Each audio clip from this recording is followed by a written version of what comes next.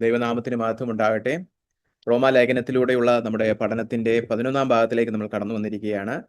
റോമർ 6-ന്റെ 1 മുതൽ 11 വരെയുള്ള വാക്യങ്ങളാണ് നമ്മൾ ഇന്ന് ധ്യാനിക്കുന്നത്. നമുക്കത് ആദ്യം വായിക്കാം. ആകയാൽ നാം എന്ത് പറയേണ്ടു? കൃപ പെരുകേണ്ടതിന് പാപം ചെയ്തുകൊണ്ടിരിക്കുക എന്നോ? ഒരു നാളും അരുത്. പാപസംബന്ധമായി മരിച്ചവരായ നാം ഇനി അതിൽ ജീവിക്കുന്നത് എങ്ങനെ?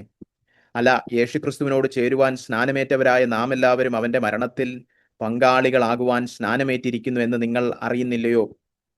അങ്ങനെ നാം അവന്റെ മരണത്തിൽ പങ്കാളിയായി തീർന്ന സ്നാനത്താൽ അവനോടുകൂടെ കുഴിച്ചിടപ്പെട്ടു. ക്രിസ്തു മരിച്ചിട്ട് പിതാവിന്റെ മഹിമയാൽ ജീവിച്ചെഴുന്നേറ്റതുപോലെ നാമും ജീവന്റെ പുസ്തകത്തിൽ നടക്കേണ്ടതിനു തന്നെ അവന്റെ മരണത്തിന്റെ സാദൃശ്യത്തോട് നാം ഏകീഭവിച്ചവരായെങ്കിൽ പുനരുത്ഥാനത്തിന്റെ സാദൃശ്യത്തോടും ഏകീഭവിക്കും. നാം ഇനി പാപത്തിന് അടിമപ്പെടാതെ വണ്ണം പാപശരീരത്തിന് നീക്കം വരേണ്ടതിന് നമ്മുടെ പഴയ മനുഷ്യൻ അവനോടുകൂടെ ക്രൂശിക്കപ്പെട്ടു എന്ന് നാം അറിയുന്നു. അങ്ങനെ മരിച്ചവൻ പാപത്തിൽ നിന്ന് മോചനം പ്രാപിച്ചിരിക്കുന്നു. നാം ക്രിസ്തുവിനോട് കൂടെ മരിച്ചു എങ്കിൽ അവനോടുകൂടെ ജീവിക്കുമെന്ന് വിശ്വസിക്കുന്നു. ക്രിസ്തു മരിച്ചിട്ട് ഉയർത്തെഴുന്നേറ്റിരിക്കയാൽ ഇനി മരിക്കയില്ല, മരണത്തിന് അവന്റെ മേൽ ഇനി കർത്തൃത്വമില്ല എന്ന് നാം അറിയുന്നുവല്ലോ. അവൻ മരിച്ചത് പാപസംബന്ധമായി ഒരിക്കലായിട്ട് മരിച്ചു, അവൻ ജീവിക്കുന്നതോ ദൈവത്തിന് ജീവിക്കുന്നു. അവണ്ണം നിങ്ങളും പാപസംബന്ധമായി മരിച്ചവർ എന്നും ക്രിസ്തയേശുവിൽ ദൈവത്തിന് ജീവിക്കുന്നവർ എന്നും നിങ്ങളെ തന്നെ എണ്ണുവിൻ. ആമേൻ. അതാണ് നമ്മുടെ ഇന്നത്തെ വേദഭാഗം. ഒരല്പം ഇടവേളയ്ക്ക് ശേഷം നമ്മൾ വീണ്ടും റോമാലേഖന പഠനം പുനരാരംഭിച്ചിരിക്കുകയാണ്. എൻ്റെ വ്യക്തിപരമായ ചില ആരോഗ്യ പ്രയാസങ്ങൾ കാരണമാണ് കഴിഞ്ഞ ഒരു മാസം നമ്മുടെ ഈ പഠനം ഒന്നല്പം നിർത്തിവെക്കേണ്ടി വന്നത്. എൻ്റെ സൗഖ്യത്തിനായിട്ട് പ്രാർത്ഥിച്ചവർക്കെല്ലാം ദൈവനാമത്തിൽ നന്ദി അറിയിച്ചു കൊള്ളുന്നു. നമ്മുടെ റോമാലേഖനത്തിൻ്റെ ഉള്ളടക്കം നോക്കുകയാണെങ്കിൽ നമ്മൾ 3 മുതൽ 5 വരെയുള്ള അധ്യായങ്ങളിലാണ് കാതലായ സുവിശേഷ സത്യം, എങ്ങനെയാണ് പാപികളായ മനുഷ്യർ രക്ഷിക്കപ്പെട്ട് ദൈവസന്നിധിയിൽ കടന്നു വരുന്നത് എന്നുള്ള വളരെ കാതലായ സുവിശേഷത്തിന്റെ അടിസ്ഥാനപരമായ സത്യമായ നീതീകരണം എന്ന ഉപദേശം നമ്മൾ പഠിച്ച് അതിന്റെ ഉപസംഹാരമാണ് 5-ാം അധ്യായത്തിന്റെ അവസാന പഠനത്തിൽ നമ്മൾ കണ്ടത്. ഇനി 6 മുതൽ 8 വരെയുള്ള അധ്യായങ്ങളിൽ ശുദ്ധീകരണം, രക്ഷിക്കപ്പെട്ട വിശ്വാസികൾ, ദൈവമക്കൾ വിശുദ്ധിയിൽ വളരുന്നത് എങ്ങനെയാണ് എന്നുള്ളതിനെ കുറിച്ചുള്ള കാതലായ ഉപദേശ വേദഭാഗമാണ് 6 മുതൽ 8 വരെയുള്ളത്. അപ്പോൾ അതാണ് നമ്മൾ ഇനി പഠിക്കാനായിട്ട് പോകുന്നത്. ഈ 3 അധ്യായങ്ങൾ നമ്മൾ ഒന്ന് ഓടിച്ചു നോക്കിയാൽ 6 മുതൽ 8 വരെയുള്ള 3 അധ്യായങ്ങൾ ശുദ്ധീകരണം ത്തെക്കുറിച്ച് പ്രതിപാദിക്കുന്ന 3 അധ്യായങ്ങൾ എങ്ങനെയാണെന്ന് നോക്കിയാൽ നമ്മുടെ ശുദ്ധീകരണത്തിൽ കാതലായിട്ടുള്ള 3 വിഷയങ്ങളുണ്ട്. ആ വിഷയങ്ങളും രക്ഷിക്കപ്പെട്ട ദൈവമക്കളും തമ്മിലുള്ള ബന്ധം എങ്ങനെയാണെന്നാണ് ഈ 3 അധ്യായങ്ങളിൽ പൗലോസ് വിവരിക്കുന്നത്. 6-ാം അധ്യായത്തിൽ നീതീകരിക്കപ്പെട്ട വിശ്വാസികൾ എന്ന നിലയ്ക്ക് നമുക്ക് നമ്മുടെ പാപപ്രകൃതവുമായുള്ള ബന്ധത്തെ കുറിച്ചാണ് അതിൽ പ്രതിപാദിക്കുന്നത്. 7-ാം അധ്യായത്തിൽ രക്ഷിക്കപ്പെട്ട ദൈവമക്കളും ന്യായപ്രമാണം, പഴയ നിയമത്തിലെ മോശയിക ഉടമ്പടിയിലെ ന്യായപ്രമാണവുമായിട്ടുള്ള നമ്മുടെ ബന്ധം ഇനി എങ്ങനെയാണ്. അതുപോലെ തന്നെ 8-ാം അധ്യായത്തിൽ രക്ഷിക്കപ്പെട്ട് കഴിഞ്ഞ സ്ഥിതിക്ക് ഇനി പരിശുദ്ധാത്മാവുമായിട്ടുള്ള നമ്മുടെ ബന്ധം എങ്ങനെയാണ്. അങ്ങനെ പാപം, ന്യായപ്രമാണം, പരിശുദ്ധാത്മാവ്, ഈ 3 വിഷയങ്ങളാണ് 6, 7, 8 അധ്യായങ്ങളിൽ രക്ഷിക്കപ്പെട്ട വിശ്വാസികൾക്ക് ഈ 3 വിഷയങ്ങളുമായിട്ടുള്ള ബന്ധം എങ്ങനെയാണെന്ന് പറഞ്ഞുകൊണ്ട് നമ്മുടെ ശുദ്ധീകരണത്തെക്കുറിച്ചുള്ള ഉപദേശം അപ്പോസ്തലൻ പഠിപ്പിക്കുന്നത്. ഇനി 6-ാം അധ്യായത്തിലേക്ക് നമ്മൾ കടന്നു വരുമ്പോൾ ഇതിൻ്റെ ആദ്യത്തെ 11 വാക്യങ്ങളിൽ നമ്മുടെ പാപപ്രകൃതവുമായിട്ടുള്ള നമ്മുടെ ബന്ധത്തെക്കുറിച്ചുള്ള ഉപദേശമാണ് 11 വാക്യങ്ങളിലും. ഇപ്പൊ നമ്മൾ വായിച്ചു കേട്ട 11 വാക്യത്തിൽ ശരിക്കും പറഞ്ഞ വ്യാകരണപരമായിട്ട് നമ്മൾ അതിനെ വിശകലനം ചെയ്താൽ 11-ാം വാക്യത്തിൽ മാത്രമേ ഒരു കൽപ്പനയുള്ളൂ, അങ്ങനെ തന്നെ നിങ്ങളെ എണ്ണിക്കൊള്ളുക, അല്ലെ? നിരവധി ഉത്തരവാദിത്തങ്ങളൊക്കെ പറഞ്ഞു പോകുന്നുണ്ടെങ്കിലും വ്യാകരണപരമായിട്ട് കൽപ്പനാരൂപേണ എഴുതിയിരിക്കുന്ന ഒരൊറ്റ വാക്യമേ ഉള്ളൂ 11-ാം വാക്യം. ബാക്കിയെല്ലാം ഉപദേശമാണ് ആദ്യത്തെ 11 വാക്യം. അപ്പം അങ്ങനെ ഉപദേശം, നമ്മുടെ പാവപ്രകൃതവുമായിട്ടുള്ള നമ്മുടെ പുതിയ ബന്ധം ക്രിസ്തുവിൽ എങ്ങനെയാണെന്ന് ഉപദേശിച്ചതിന് ശേഷം അടുത്ത ആഴ്ച നമ്മൾ കാണാൻ പോകുന്ന 12 മുതൽ 23 വരെയുള്ള വാക്യങ്ങളിലാണ് ശരിക്കും പ്രായോഗിക തലത്തിൽ നമ്മുടെ ശരീരം കൊണ്ട് നമ്മൾ എങ്ങനെ പാപം ചെയ്യാതെ പാപത്തിന്റെ മേൽ ജയം എങ്ങനെ നമുക്ക് കൊണ്ടാടുവാൻ കഴിയുമെന്നുള്ളത് പ്രായോഗിക പ്രബോധനങ്ങളിലൂടെ അപ്പോസ്തലൻ പഠിപ്പിക്കാൻ പോകുന്നത്. 12-ാം വാക്യത്തിലാണ് അതുകൊണ്ട് നിങ്ങൾ പാപത്തെ ഇനി നിങ്ങളുടെ ശരീരത്തിൽ വാഴുവാൻ അനുവദിക്കരുത് എന്നുള്ള പ്രായോഗിക പ്രബോധനങ്ങൾ പറഞ്ഞു തുടങ്ങാൻ പോകുന്നത്. പക്ഷേ ഇന്ന് നമ്മൾ പഠിക്കാൻ പോകുന്നത് ഉപദേശപരമായ അടിസ്ഥാനമാണ്. ശുദ്ധീകരണത്തിന്റെ വളരെ വളരെ വളരെ കാതലായിട്ടുള്ള അടിസ്ഥാനപരമായ ഉപദേശമാണ് നമ്മൾ പഠിക്കാനായിട്ട് പോകുന്നത്. ഇവിടെ ഈ 6-ാം അധ്യായം തുടങ്ങുന്നത് അപ്പോസ്തലൻ ഒരു ചോദ്യം ചോദിച്ചുകൊണ്ടാണ്. പക്ഷെ അത് അപ്പോസ്തലന്റെ ചോദ്യമല്ല. ഈ ഇത്രയും നേരം 1 അധ്യായം മുതൽ 5 അധ്യായം വരെ ഇങ്ങനെ സുവിശേഷമൊക്കെ കേട്ടോണ്ടിരുന്നവർക്ക് ചിലപ്പോൾ ഉള്ളിൽ തോന്നാൻ സാധ്യതയുള്ള ഒരു എതിരഭിപ്രായമാണ് അപ്പോസ്തലൻ 6 അധ്യായത്തിന്റെ 1 വാക്യത്തിൽ പറയുന്നത്. അതായത് താൻ പ്രസംഗിച്ച സുവിശേഷം കേൾക്കുന്നവർക്ക് ഉണ്ടാകാൻ സാധ്യതയുള്ള ഒരു പ്രതീക്ഷിക്കാവുന്ന ഒരു എതിർപ്പ് ഉന്നയിച്ചുകൊണ്ടാണ് ഈ അധ്യായം ആരംഭിക്കുന്നതും അതിനുള്ള മറുപടി പറഞ്ഞുകൊണ്ടാണ് അപ്പോസ്തലൻ ശുദ്ധീകരണ വിഷയം പഠിപ്പിക്കുന്നത്. അത് നമ്മൾ മനസ്സിലാക്കണം. ഇത്രയും നാളും കേട്ട ആ പ്രവൃത്തിയാലല്ല രക്ഷ, നീതീകരണം കടമായിട്ട് യേശുക്രിസ്തുവിൽ സൗജന്യമായിട്ട് നൽകപ്പെടുന്ന ഒരു ദാനമാണ്. ഇനി നീതീകരിക്കപ്പെട്ട വ്യക്തികൾക്ക് ശിക്ഷാവിധി ഇല്ല. 5 അധ്യായത്തിന്റെ അവസാനം അതൊക്കെയാണ് നമ്മൾ കണ്ടത്. അവന്റെ മരണത്താൽ നമ്മൾ ഇത്രയധികം രക്ഷിക്കപ്പെട്ടു എങ്കിൽ ഇനി ജീവനാൽ നമ്മൾ വരുവാനിരിക്കുന്ന ശിക്ഷാവിധിയിൽ നിന്ന് എത്രയധികം, അല്ലെ, ഇത് വരുവാനിരിക്കുന്ന ദൈവകോപത്തിൽ നിന്ന് എത്ര അധികം. ഇതൊക്കെ കേൾക്കുമ്പം ചിലർക്ക് ചില ചോദ്യങ്ങളുണ്ടാവും. ഈ പഠനം തന്നെ നേരിട്ട് ഇതിന്റെ ഭാഗമായിരിക്കുന്ന സഭകളിൽ ഇരിക്കുന്നവരോ അല്ലെങ്കിൽ യൂട്യൂബിൽ കാണുന്നവർക്കോ ഈ ചോദ്യമൊക്കെ ഉള്ളിലുണ്ട്. ഇതെന്തുവാ ഈ പ്രസംഗകൻ പറയുന്നത്, എല്ലാം അങ്ങ് കഴിഞ്ഞു, രക്ഷിക്കപ്പെട്ടു, ഇനി ശിക്ഷാവിധി ഒന്നും ഇല്ല, എന്തുവാ ഈ പുള്ളി പറഞ്ഞുകൊണ്ട് വരുന്നേ എന്നും പറഞ്ഞ് നിങ്ങൾക്കും ഈ ചോദ്യം കാണും. അപ്പൊ ആ ചോദ്യത്തിനുള്ള ഉത്തരം പറഞ്ഞുകൊണ്ടാണ് ശുദ്ധീകരണ വിഷയം അപ്പോസ്തലൻ പഠിപ്പിക്കുന്നത്. അത് വളരെ കാതലായ ഒരു കാര്യമാണ്. നീതീകരണം അല്ലെങ്കിൽ രക്ഷിക്കപ്പെടുന്ന ഒന്നും പ്രവൃത്തിയാലല്ല കൃപയാൽ എത്രയെന്ന് പറഞ്ഞിട്ട് അതൊക്കെ അങ്ങ് മറന്നേച്ച് പിന്നെ പുതിയൊരു സിദ്ധാന്തം എവിടുന്നോ ഉണ്ടായിക്കൊണ്ട് വരികയല്ല. നീതീകരണത്തിൽ പറഞ്ഞതൊന്നും മാറ്റി പറയാൻ പോകുന്നില്ല. അതാണ് അപ്പോസ്തലന്റെ ഗുണം, അതാണ് ബൈബിളിന്റെ ഗുണം. ഇന്നും നമ്മുടെ നാട്ടിലെ പല സഭക്കാരും രക്ഷിക്കപ്പെടാൻ നേരം പറയുന്ന കൃപയുടെ സുവിശേഷം ഒന്നും പിന്നെ ശുദ്ധീകരണത്തിന്റെ കാര്യത്തിൽ പറയുമ്പോൾ ഇല്ല. അവർ പിൻവാതിലിൽ കൂടെ പ്രവൃത്തിയുടെ സുവിശേഷം അകത്ത് കയറ്റുന്നവരാണ്. അതിനെക്കുറിച്ചൊക്കെ മുന്നോട്ട് നമ്മൾ പോകുമ്പോൾ കാണാം. എന്തായാലും ഈ സംശയം വരാനുള്ള കാരണം 5 അധ്യായത്തിന്റെ അവസാനം നമ്മൾ 20 വാക്യത്തിൽ, നിങ്ങൾക്ക് വേണേൽ തൊട്ട് മുമ്പത്തെ അധ്യായം നോക്കാം. 5:20 നമ്മൾ വായിച്ചതാണ്, പാപം പെരുകിയിടത്ത്, അവിടെ ആദാമിനെയും ക്രിസ്തുവിനെയും താരതമ്യം ചെയ്ത് ക്രിസ്തുവിൽ വരുന്ന രക്ഷ, വരുന്ന കൃപ ആദാമിലൂടെ കടന്നു വന്ന പാപത്തെക്കാളും ശിക്ഷയെക്കാളും മരണത്തെക്കാളും എല്ലാം വലുതാണെന്ന് കാണുന്ന ഒരു വേദഭാഗമാണ്. അവിടെ അപ്പോസ്തലൻ പറഞ്ഞു നിർത്തുന്നത് അങ്ങനെ പാപം പെരുകിയിടത്ത് കൃപ അത്യന്തം വർദ്ധിച്ചു. ഈ ഭാഗം കേൾക്കുമ്പോൾ അതിൻ്റെ അന്തസത്ത മനസ്സിലാക്കാത്തവർക്ക് ചിലപ്പോൾ തോന്നാവുന്ന ഒരു ചോദ്യമാണ്, കൃപ പെരുകേണ്ടതിന് പാപം ചെയ്തുകൊണ്ടിരിക്കണോ? അപ്പം അല്ലെ, പാപം പെരുകിയിടത്ത് കൃപ വർദ്ധിച്ചു, അപ്പൊ ഇനി കൃപ ഇനിയും വർദ്ധിക്കണം, എന്ത് വേണം? കുറച്ചുകൂടെ പാപം ചെയ്താൽ പോരെ. അപ്പൊ കുറച്ചുകൂടെ വലിയ പാപിയെ രക്ഷിക്കാൻ വന്ന കൃപയെന്ന് പറഞ്ഞ് ദൈവത്തിന് മാത്രം കിട്ടും. അപ്പൊ അങ്ങനെ കൃപ കൂടുതൽ ലഭിക്കണമെങ്കിൽ കൂടുതൽ പാപം ചെയ്തുകൊണ്ടിരിക്കണം, അല്ലെ, എന്നൊരു ചിന്താഗതി കടന്നു വരാൻ സാധ്യതയുണ്ട്. ആ എതിർപ്പിന് ഉത്തരം പറഞ്ഞുകൊണ്ടാണ് ഇനി അപ്പോസ്തലൻ ഇതിനുള്ള മറുപടി പറയാൻ പോകുന്നത്. വേഗത്തിൽ വചന വിശകലനത്തിലേക്ക് നീങ്ങാം. 1 മുതൽ 3 വരെയുള്ള വാക്യങ്ങളിലാണ് ഈ വരുവാനിരിക്കുന്ന എതിർപ്പിനെ കുറിച്ച് അപ്പോസ്തലൻ എടുത്തു പറയുന്നത്. 1 വാക്യത്തിൽ നമ്മൾ കാണുന്നത് പോലെ, ആകയാൽ നാം എന്ത് പറയണ്ടു? സുവിശേഷത്തിന്റെ ഏറ്റവും കാതലായ മർമ്മപ്രധാനമായ സിംഹഭാഗമായ നീതീകരണം എന്ന ഉപദേശം താൻ പഠിപ്പിച്ചു കഴിഞ്ഞിട്ട്, ശരി, ഇതിന് മറുപടിയായിട്ട് നമ്മൾ എന്തോ പറയണ്ടേ? എന്തോ പ്രതികരണം മനുഷ്യരുടെ? ആകയാൽ നാം എന്തു പറയണ്ടു? അപ്പോ നേരത്തെ പറഞ്ഞതുപോലെ ഇത് കേൾക്കുന്ന ചിലർക്കുണ്ടാവാവുന്ന പ്രതികരണം, ആകയാൽ നാം എന്ത് പറയണ്ടു, പറഞ്ഞുതരാം. എന്തായിരിക്കണം നമ്മുടെ പ്രതികരണവും നിഗമനം? തൻ്റെ കേൾവിക്കാരിൽ ചിലരുടെ മറുപടി ഇതായിരിക്കും, കൃപ വരികേണ്ടതിന് പാപം ചെയ്തുകൊണ്ടിരിക്കുക എന്നോ, അതായത് രക്ഷ പ്രവർത്തിയാൽ അല്ലെങ്കിൽ പിന്നെ എന്തും പ്രവർത്തിക്കാം. അതായത് കൃപ പാപം ചെയ്യാനുള്ള ഒരു ലൈസൻസ് ആണ് എന്നല്ലേ ഇത്രയും നേരം പഠിപ്പിച്ചതിൽ നിന്ന് മനസ്സിലാക്കേണ്ടത്. പ്രവൃത്തിയാലൊന്നും അല്ല രക്ഷ, അല്ലെ. നമ്മുടെ പാപങ്ങളെല്ലാം നമ്മുടെ മേൽ കണക്കിടുന്നില്ല ക്രിസ്തുവിന്റെ മരണം കാരണം. ഇനി നമുക്കില്ലാത്ത നീതി ക്രിസ്തുവിനുണ്ട്, അത് നമ്മുടെ മേൽ കണക്കിടുന്നു. ഇത് രണ്ടിന്റെയും പേരിൽ പാപങ്ങളെല്ലാം പുറത്തു കിട്ടിയും ഇരിക്കുന്നു, വരുവാനിരിക്കുന്ന ദൈവകോപത്തിൽ നിന്ന് രക്ഷിക്കപ്പെട്ടിരിക്കുന്നു, ശിക്ഷാവിധി ഒന്നും ഇല്ലതാനും. ഇനിയിപ്പോൾ എന്തും പ്രവർത്തിച്ചൂടെ? രക്ഷ സുനിശ്ചിതം എന്നൊക്കെ നമ്മൾ കഴിഞ്ഞ പ്രാവശ്യം കണ്ടപ്പോൾ പറഞ്ഞായിരുന്നു. അപ്പോൾ ചിലർക്കുണ്ടാവാവുന്ന ഒരു സംശയം ഇതാണ്, രക്ഷ പൂർണ്ണമായും കൃപയാലാണെന്നും ക്രിസ്തുവിൽ നാം സൗജന്യമായി നീതീകരിക്കപ്പെടുന്നു എന്നും ഉള്ളതിനാൽ ആരെങ്കിലും പാപം ചെയ്യുന്നത് എന്തിനു നിർത്തണം? കാരണം നാം പാപം ചെയ്യുമ്പോൾ കൃപ കൂടുതൽ വർദ്ധിക്കും. അങ്ങനെ കൃപ പാപം ചെയ്യാനുള്ള ഒരു ലൈസൻസായി, അല്ലെ. ഇതാണ് അപ്പോസ്തലന് തന്നെ മനസ്സിലായി. താൻ പഠിപ്പിക്കുന്ന കൃപയുടെ സുവിശേഷം കേൾക്കുമ്പോൾ ചിലർക്കുണ്ടാവാവുന്ന തെറ്റിദ്ധാരണ, അവർ ഉയർത്തുവാൻ സാധ്യതയുള്ള ഒരു എതിർപ്പ്, അല്ലെ. ഇന്നും നമ്മൾ ശരിയായ സുവിശേഷം പ്രസംഗിക്കുമെങ്കിൽ, പ്രവൃത്തികളാൽ അല്ല വിശ്വാസത്താൽ മാത്രമാണ് നീതീകരണം എന്ന സുവിശേഷം നാം പ്രസംഗിക്കുമ്പോൾ, വ്യക്തികൾ നമ്മളോടും ചോദിക്കുന്ന ചോദ്യം ഇത് തന്നെയാണ്. അങ്ങനെ രക്ഷ പൂർണ്ണമായും വിശ്വാസത്താൽ മാത്രമാണെങ്കിൽ പിന്നെ വിശ്വാസികൾ പാപത്തിൽ തന്നെ തുടരും. വിശുദ്ധിയൊന്നും ഒരിക്കലും അവർ പ്രാപിക്കാൻ മനസ്സ് കാണിക്കില്ല. അതുകൊണ്ട് എന്ത് ചെയ്യണം?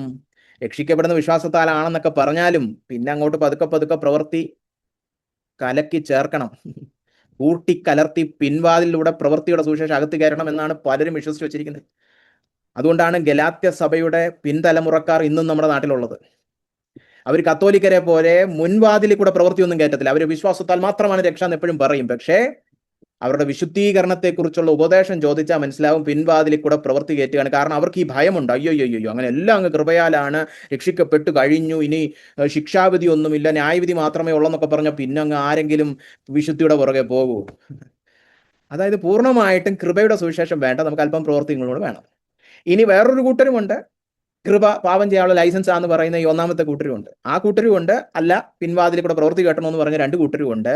ശരിക്കും അപ്പോസ്തലന്റെ ഭാഗം പിടിക്കുന്ന ആളുകളാണ് നമ്മുടെ നാട്ടിൽ ഇല്ലാത്തത്. ഈ ഒന്നാമത്തെ വാക്യത്തിൽ പറഞ്ഞിരിക്കുന്ന എതിർപ്പ് പൂർണ്ണമായിട്ടും വിശ്വസിക്കുന്ന ചിലരുണ്ട്. കൃപ പാപം ചെയ്യാനുള്ള ലൈസൻസ് ആണ്, അവനെയാണ് ഹൈപ്പർ ഗ്രേസ് എന്ന് പറയുന്നത്. അങ്ങനത്തെ കുറെ തോന്നിവാസികൾ കുറച്ചു കാലം മുമ്പ് നമ്മുടെ കേരളത്തിൽ ഒരുപാട് വളർന്നു പന്തലിച്ചായിരുന്നു. ഏതോ സിംഗപ്പൂറുള്ള ഏതോ ഒരുത്തന്റെ പ്രസംഗവും കേട്ടോണ്ട് വന്ന് അത് പറഞ്ഞുകൊണ്ട് നടന്നു, കൃപ പാപം ചെയ്യാനുള്ള ലൈസൻസ് ആണ്. അതിന് മറുപടിയായിട്ട് വേറെ കുറെ ചേട്ടന്മാർ വന്നു, അങ്ങനെയൊന്നും പറ്റത്തില്ല, കുറച്ച് നിയമവാദമൊക്കെ നമുക്ക് വേണം, പിൻവാതിൽ കൂടെ കുറച്ച് പ്രവൃത്തി കയറ്റി വെച്ചേരെ. ഈ രണ്ട് കൂട്ടരേ ഉള്ളൂ. പൗലോസിന്റെ വാദം, പൗലോസിന്റെ സുവിശേഷം പറയുന്നവർ വളരെ വിരളമാണ്. അപ്പൊ ഇവിടെ അപ്പോസ്തലന്റെ മറുപടി നമ്മൾ പഠിക്കുമ്പോൾ, വാക്യങ്ങളിലേക്ക് കടക്കുന്നതിന് മുമ്പേ മുന്നമേ തന്നെ കാര്യം പറഞ്ഞുകൊട്ടെ, രണ്ട് കാര്യങ്ങൾ നമ്മൾ പരിഗണിക്കണം. ഒന്നാമതായിട്ട്, നമ്മുടെ സുവിശേഷത്തിനെതിരെ ആരെങ്കിലും ഈ എതിർപ്പ് ഉന്നയിക്കുന്നുണ്ടോ? നിങ്ങൾ സാധാരണഗതി പറയുന്ന സുവിശേഷം കേട്ട ആരെങ്കിലും ഈ എതിർപ്പ് പറയുമോ? അയ്യോ അങ്ങനെയാണെങ്കിൽ നിങ്ങൾ പറയുന്ന പോലെ ആണെങ്കിൽ പിന്നെ കൃപ പാപത്തിന് ലൈസൻസ് ആവുമല്ലോ എന്ന് ആരെങ്കിലും നിങ്ങളുടെ മുഖത്ത് നോക്കി ചോദിച്ചിട്ടുണ്ടോ? ഒരു 99% നമ്മുടെയൊക്കെ സഭകളിൽ ഇരിക്കുന്ന ആളുകളുടെ സുവിശേഷം കേട്ട ആരും ചോദിക്കത്തില്ല. കാരണം അതിനകത്ത് പ്രവൃത്തിയൊക്കെ ഉണ്ട്, അല്ലെ? ഞാൻ പണ്ടൊരിക്കൽ ഒരു മരണാനന്തര ശുശ്രൂഷയ്ക്ക് പോയപ്പോൾ, അല്ലെ, ഒരു സംസ്കാര ശുശ്രൂഷയ്ക്ക് പോയപ്പോൾ അവിടുത്തെ പാസ്റ്റർമാർ പ്രസംഗിച്ച പ്രസംഗം ഞാൻ പറഞ്ഞായിരുന്നു. എങ്ങനെ രക്ഷിക്കപ്പെടേണ്ടേ? വിശ്വസിക്കണം, പിന്നെ സ്നാനപ്പെടണം, പിന്നെ അഭിഷേകം പ്രാപിക്കണം, പിന്നെ ആദ്യം വരെ വിശുദ്ധി കാത്ത് സൂക്ഷിച്ചാൽ ചിലപ്പോൾ രക്ഷിക്കപ്പെടുമെന്ന്. ഇതല്ലേ പ്രവൃത്തിയുടെ സൂക്ഷിച്ച്? ഇതന്നെയല്ലേ കത്തോലിക്കനും പറയുന്നത്? കത്തോലിക്കക്കാരുടെ കാറ്റക്കിസത്തിൽ പറഞ്ഞിരിക്കുന്നത് പ്രവൃത്തിയാൽ നമ്മൾ രക്ഷിക്കപ്പെടുമെന്നല്ല, കൃപയുടെ പ്രവൃത്തിയാൽ രക്ഷിക്കപ്പെടുമെന്ന്. അവർ പറയുന്ന പ്രവൃത്തിയും കൃപയാൽ ഉളവാകുന്നതൊക്കെ തന്നെ. അതും ഈ സഭയ്ക്കകത്തിരിക്കുന്ന ആൾക്കാരുടെ ഉപദേശം തമ്മിൽ വലിയ വ്യത്യാസമൊന്നുമില്ല. ഒന്ന് മുൻവാതിൽ കൂടെ പ്രവൃത്തി കയറ്റുന്നു, മറ്റത് പിൻവാതിൽ കൂടെ പ്രവൃത്തി കയറ്റുന്നേ ഉള്ളൂ. ഈ സുവിശേഷം ഒന്നും കേട്ടാൽ ഒരൊറ്റ മനുഷ്യനും 6-ാം അധ്യായത്തിന്റെ 1-ാം വാക്യത്തിൽ പറഞ്ഞിരിക്കുന്ന ചോദ്യമോ എതിർപ്പോ ഉയർത്തത്തില്ല. കാരണം അതിലൊക്കെ പ്രവൃത്തി നല്ലപോലുണ്ട്. പൂർണ്ണമായിട്ടും അപ്പോസ്തലൻ പഠിപ്പിച്ച യഥാർത്ഥ കൃപയുടെ സുവിശേഷം, അതിൽ നീതീകരണം പഠിപ്പിക്കണം. അല്ലാതെ ചുമ്മാ പാപക്ഷമ മാത്രം പഠിപ്പിച്ചാൽ ഇതാരും ചോദിക്കത്തില്ല. നീതീകരണം, നമ്മളിനി ഒരു ശിക്ഷാവിധിക്കും പാത്രമല്ലാത്ത രീതിയിൽ പരിപൂർണ നീതി, അല്ലാതെ നിഷ്കളങ്കതയല്ല ആദാമിനെ പോലെ നമുക്ക് കിട്ടിയത്. നമുക്ക് പരിപൂർണ ക്രിസ്തുവിന്റെ പരിപൂർണ നീതി ലഭിച്ചു നമ്മൾ ദൈവത്താൽ അംഗീകരിക്കപ്പെട്ടവരാന്ന് പറഞ്ഞു കഴിഞ്ഞാൽ ചിലർ ചോദിക്കാം, അപ്പൊ പിന്നെ എന്തിനാ വിശുദ്ധി എന്ന് ചോദിക്കും. അപ്പോ നിങ്ങൾ ശരിയായ കൃപയുടെ സുവിശേഷം പ്രസംഗിക്കുന്നുവെങ്കിൽ, പ്രവൃത്തികളില്ലാത്ത വിശ്വാസത്താൽ മാത്രമേ നീതീകരണം എന്ന സുവിശേഷം പ്രസംഗിക്കുന്നുവെങ്കിൽ, നാം ഈ എതിർപ്പ് ഉറപ്പായും കേൾക്കും. അങ്ങനെ കേൾക്കുന്നില്ലെങ്കിൽ അതിൻ്റെ അർത്ഥം അപ്പോസ്തലന്റെ നിർവ്യാജ സുവിശേഷമല്ല നമ്മൾ പ്രസംഗിക്കുന്നത്. നമ്മൾ കൃപയും പ്രവൃത്തിയും കൂട്ടിക്കലർത്തി മറ്റേതോ സുവിശേഷമാണ് ഈ പ്രസംഗിക്കുന്നത്, അല്ലേ?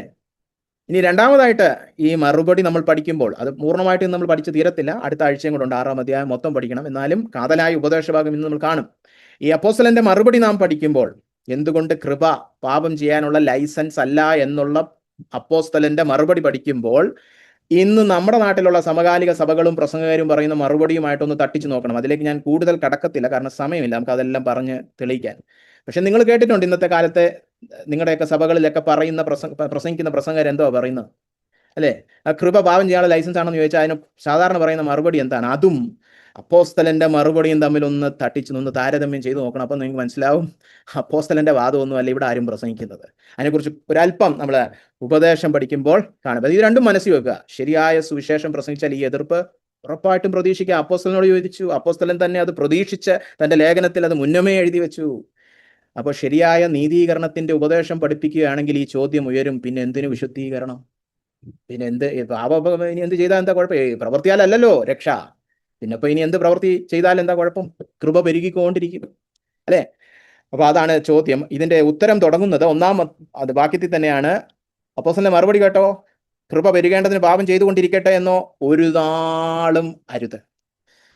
ആ തത്വത്തെ നിഷേധിച്ചുകൊണ്ടാണ് അപ്പോസ്തലന്റെ ഉത്തരം ആരംഭിക്കുന്നത്. പക്ഷേ ഒരു കാര്യം മനസ്സിലാക്കിക്കൊള്ളം, കൃപ പെരുകേണ്ടതിന് പാപം ഒരു നാളും ചെയ്തുകൊണ്ടിരിക്കരുത്. അങ്ങനല്ല കൃപ പെരുകാൻ വേണ്ടിയിട്ട് നമ്മൾ പ്രവർത്തിക്കേണ്ടത്, അല്ലേ? കാരണം എന്ന് വെച്ചാൽ ജീവിതകാലം മുഴുവൻ, നമ്മൾ രക്ഷിക്കപ്പെട്ട നമ്മുടെ ക്രിസ്തീയ ജീവിതകാലം മുഴുവൻ നമ്മൾ എന്തിനു വേണ്ടിയിട്ടാണ് വിളിച്ചിരിക്കുന്നത്? പാപത്തിൽ നിന്ന് അനുതപിക്കുന്ന ഒരു ജീവിതം നയിക്കുവാൻ വേണ്ടിയിട്ടാണ്. അങ്ങനെ വിളിക്കുന്ന ഒരു സുവിശേഷത്തിലേക്കാണ് നമ്മൾ കടന്നു വന്നിരിക്കുന്നത്. അതുകൊണ്ട് തന്നെ പാപത്തിൽ തുടരുന്ന ഒരു ജീവിതം സുവിശേഷവുമായിട്ട് പൊരുത്തപ്പെടുന്നതല്ല. ഈ പൊരുത്തക്കേടാണ് ഇന്ന് നമ്മൾ കാണാൻ പോകുന്നത്, അല്ലേ? അപ്പോൾ കൃപ പാപം ചെയ്യാനുള്ള ലൈസൻസ് ഒരു നാളും അല്ല എന്നാണ് 1-ാം വാക്യത്തിൽ തന്നെ പൗലോസ് പറയുന്നത്. ശരിയാണ്, നീതീകരണവും വിശ്വാസത്താലാണ്, പ്രവൃത്തികളാലല്ല ശിക്ഷാവിധിയിൽ നിന്നുള്ള രക്ഷയൊക്കെ കടന്നു വന്നു. ഇനി ക്രിസ്തയേശുവിലുള്ളവർക്ക് ഒരു ശിക്ഷാവിധിയും ഇല്ല. അതൊക്കെ ശരി തന്നെ. പക്ഷേ അതിൽ നിന്ന് നിങ്ങൾ ഉരുത്തിരിച്ച് എടുത്ത ഈ നിഗമനം തെറ്റിപ്പോയി. നിങ്ങൾക്ക് ശുദ്ധീകരണത്തെക്കുറിച്ച് വിവരമില്ലെന്നായി പറയുന്നത്. അപ്പോൾ കൃപയെക്കുറിച്ചുള്ള ഈ തെറ്റായ നിഗമനത്തെ കുറിച്ച് ഇനി അപ്പോസ്തലൻ 2 ചോദ്യങ്ങൾ ചോദിച്ചാണ് തൻ്റെ മറുപടി. ഈ ചോദ്യത്തിൽ ഇനി നമ്മൾ കാണാൻ പോകുന്ന എല്ലാ വാദങ്ങളുടെയും ഒരു രത്ന ചുരുക്കമുണ്ട്. ഈ 2ഉം 3ഉം വാക്യങ്ങളിൽ പറഞ്ഞിരിക്കുന്ന സുവിശേഷ സത്യങ്ങളുടെ വിപുലീകരണം അല്ലെങ്കിൽ വിശദീകരണമാണ് ഇനിയുള്ള ബാക്കി വാക്യങ്ങൾ, 11 വരെയുള്ള വാക്യങ്ങൾ. അല്ലാതെ പുതിയൊന്നും പറയുന്നില്ല. പക്ഷേ അതിനെ കുറച്ചുകൂടെ ഗാഢമായിട്ട് ധ്യാനിച്ചുകൊണ്ടാണ് മുന്നോട്ടുള്ള വാക്യങ്ങൾ. അപ്പോൾ തത്വത്തിൽ തൻ്റെ മറുപടി ഈ 2 വാക്യങ്ങളിലുണ്ട്. അവിടെ 2 ചോദ്യങ്ങൾ. 2-ാം വാക്യം ഒന്ന് നോക്കിയേ. പാപസംബന്ധമായി മരിച്ചവരായ നാം ഇനി അതിൽ ജീവിക്കുന്നത് എങ്ങനെ? കേട്ടോ, ആ ചോദ്യം കണ്ടോ? എന്താ ഈ ചോദ്യത്തിലൂടെ പൗലോസ് വെളിപ്പെടുത്തുന്നേ? പാപസംബന്ധമായി മരിച്ചവരായ നാം ഇനി അതിൽ ജീവിക്കുന്നത് എങ്ങനെ? ഒരു പൊരുത്തക്കേടാണ് അവിടെ ചൂണ്ടിക്കാണിക്കുന്നത്, അല്ലെ? പുതുസൃഷ്ടിയായ നമ്മൾ പഴയ ജീവിതത്തിൽ എങ്ങനെ ജീവിക്കും, അല്ലെ? ക്രിസ്തുവിൽ നാം പ്രാപിച്ച പുതുക്കവും പാപത്തിന്റെ ആധിപത്യത്തിന് കീഴിൽ ജീവിക്കുന്ന പഴയ ജീവിതവും തമ്മിൽ അന്തർലീനമായ പൊരുത്തക്കേടുണ്ട്. അത് ചേർന്ന് പോകുന്നതേ അല്ല, അല്ലെ? അതിനെ സൂചിപ്പിച്ചുകൊണ്ടാണ് ഈ ചോദ്യം. അപ്പോ ഈ പൊരുത്തക്കേടൊന്നും ഇല്ല എന്ന് നമ്മൾ അനുമാനിച്ചാൽ മാത്രമേ 1-ാമത്തെ വാക്യത്തിൽ കണ്ട എതിർ അഭിപ്രായം നമുക്ക് വരത്തുള്ളൂ. രക്ഷിക്കപ്പെട്ടവനും പാപത്തിൽ ജീവിക്കാം എന്ന് ആ അന്തർലീനമായ പൊരുത്തക്കേട് മനസ്സിലാകാത്ത ഒരു വ്യക്തിയെ പറയത്തുള്ളൂ. അതെന്താ കുഴപ്പം, കൃപ പെരുകിക്കൊണ്ടിരിക്കുമല്ലോ പാപം ചെയ്താലും, അല്ലെ?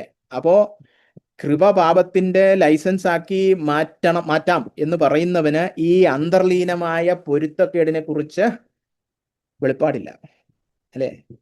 വീണ്ടും ജനിക്കുമ്പോൾ നമുക്ക് ഒരു മാറ്റവും സംഭവിക്കുന്നില്ലെന്ന് അങ്ങനെയുള്ളവർ പറയുന്നേ, അല്ലെ? നമുക്കൊരു മാറ്റം, നമ്മൾ പഴയ മനുഷ്യർ തന്നെ പാപമൊക്കെ ചെയ്യാൻ ഇഷ്ടപ്പെടുന്ന വ്യക്തികളൊക്കെ തന്നെ. അപ്പോൾ കൃപയാൽ രക്ഷിക്കപ്പെട്ടു, അപ്പോൾ ഇനിയും കൃപ ദൈവം തരുമെന്ന് പറഞ്ഞിട്ടുണ്ടോ? പിന്നെ അങ്ങ് പാപം ചെയ്തൂടെ, അല്ലെ? ചിലർ ചോദിക്കാറുണ്ട്, പാപം ചെയ്തിട്ട് ദൈവത്തോട് പൊറുക്കാൻ പറഞ്ഞാൽ ദൈവം പൊറുക്കത്തില്ലയോ? ദൈവം പൊറുക്കും. പിന്നെ വീണ്ടും പാപം ചെയ്യാം, പിന്നെ വീണ്ടും ദൈവത്തോട് പൊറുക്കാൻ പറയാം, എന്താ കുഴപ്പം? അങ്ങനെ ജീവിച്ചൂടെ?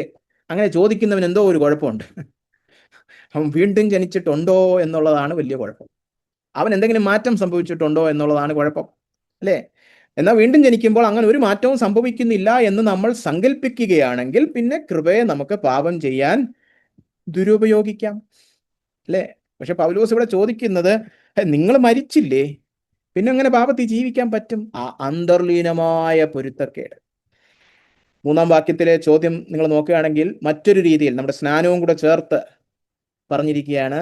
നാം വീണ്ടും ജനിക്കുമ്പോൾ നമ്മുടെ പഴയ മനുഷ്യന് ഒരു മരണം സംഭവിക്കുന്നു.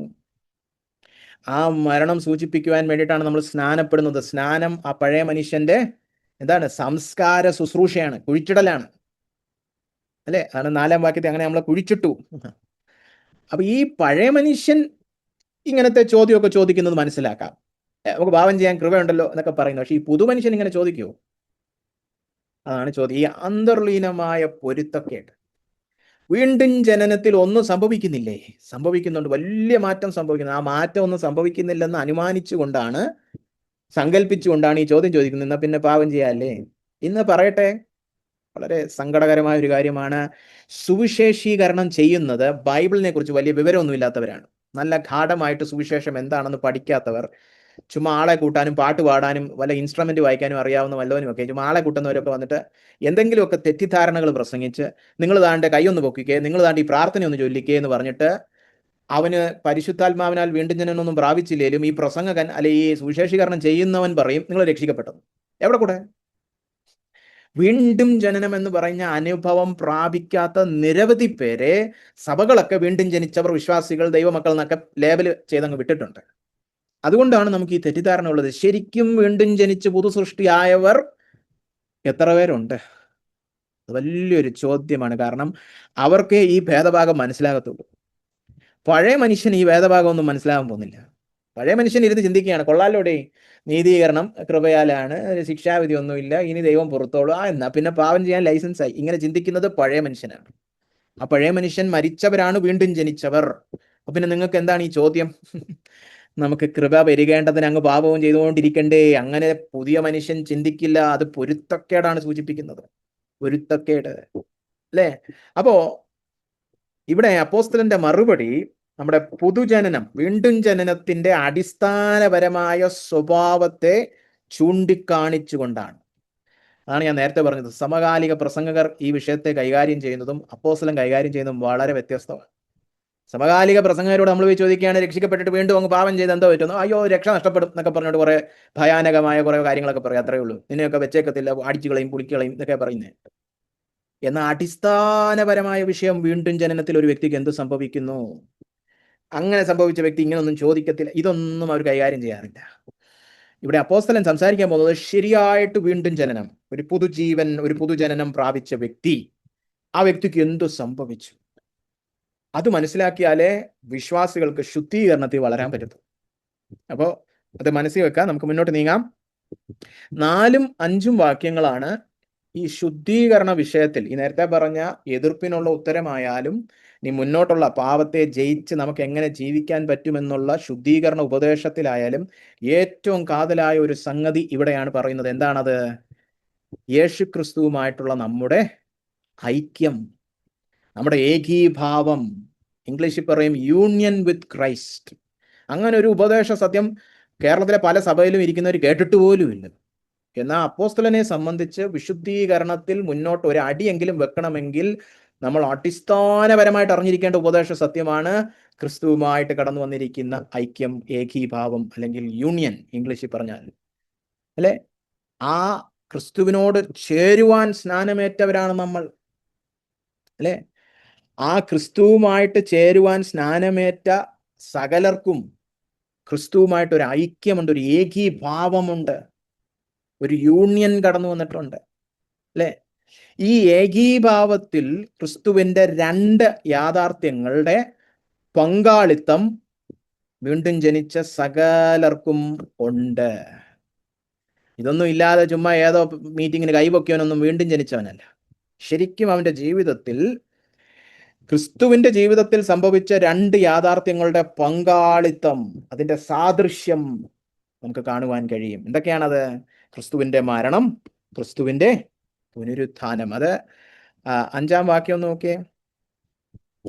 അവന്റെ മരണത്തിന്റെ സാദൃശ്യത്തോട് നാം ഏകീഭവിച്ചവരായെങ്കിൽ പുനരുത്ഥാനത്തിന്റെ സാദൃശ്യത്തോടും ഏകീഭവിക്കും. കണ്ടോ, ഈ 2 വിഷയങ്ങളോടാണ് നമ്മൾ ഏകീഭവിക്കുന്നത്.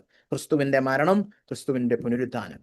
പക്ഷെ എങ്ങനെയാ ഇത് നമ്മുടെ ജീവിതത്തിൽ വെളിപ്പെട്ട് വരുന്നേ? അതാണ് 4ആം വാക്യത്തിൽ പറഞ്ഞിരിക്കുന്നത്, അല്ലേ? അങ്ങനെ നാം അവന്റെ മരണത്തിൽ പങ്കാളിയായി തീർന്ന സ്നാനത്താൽ.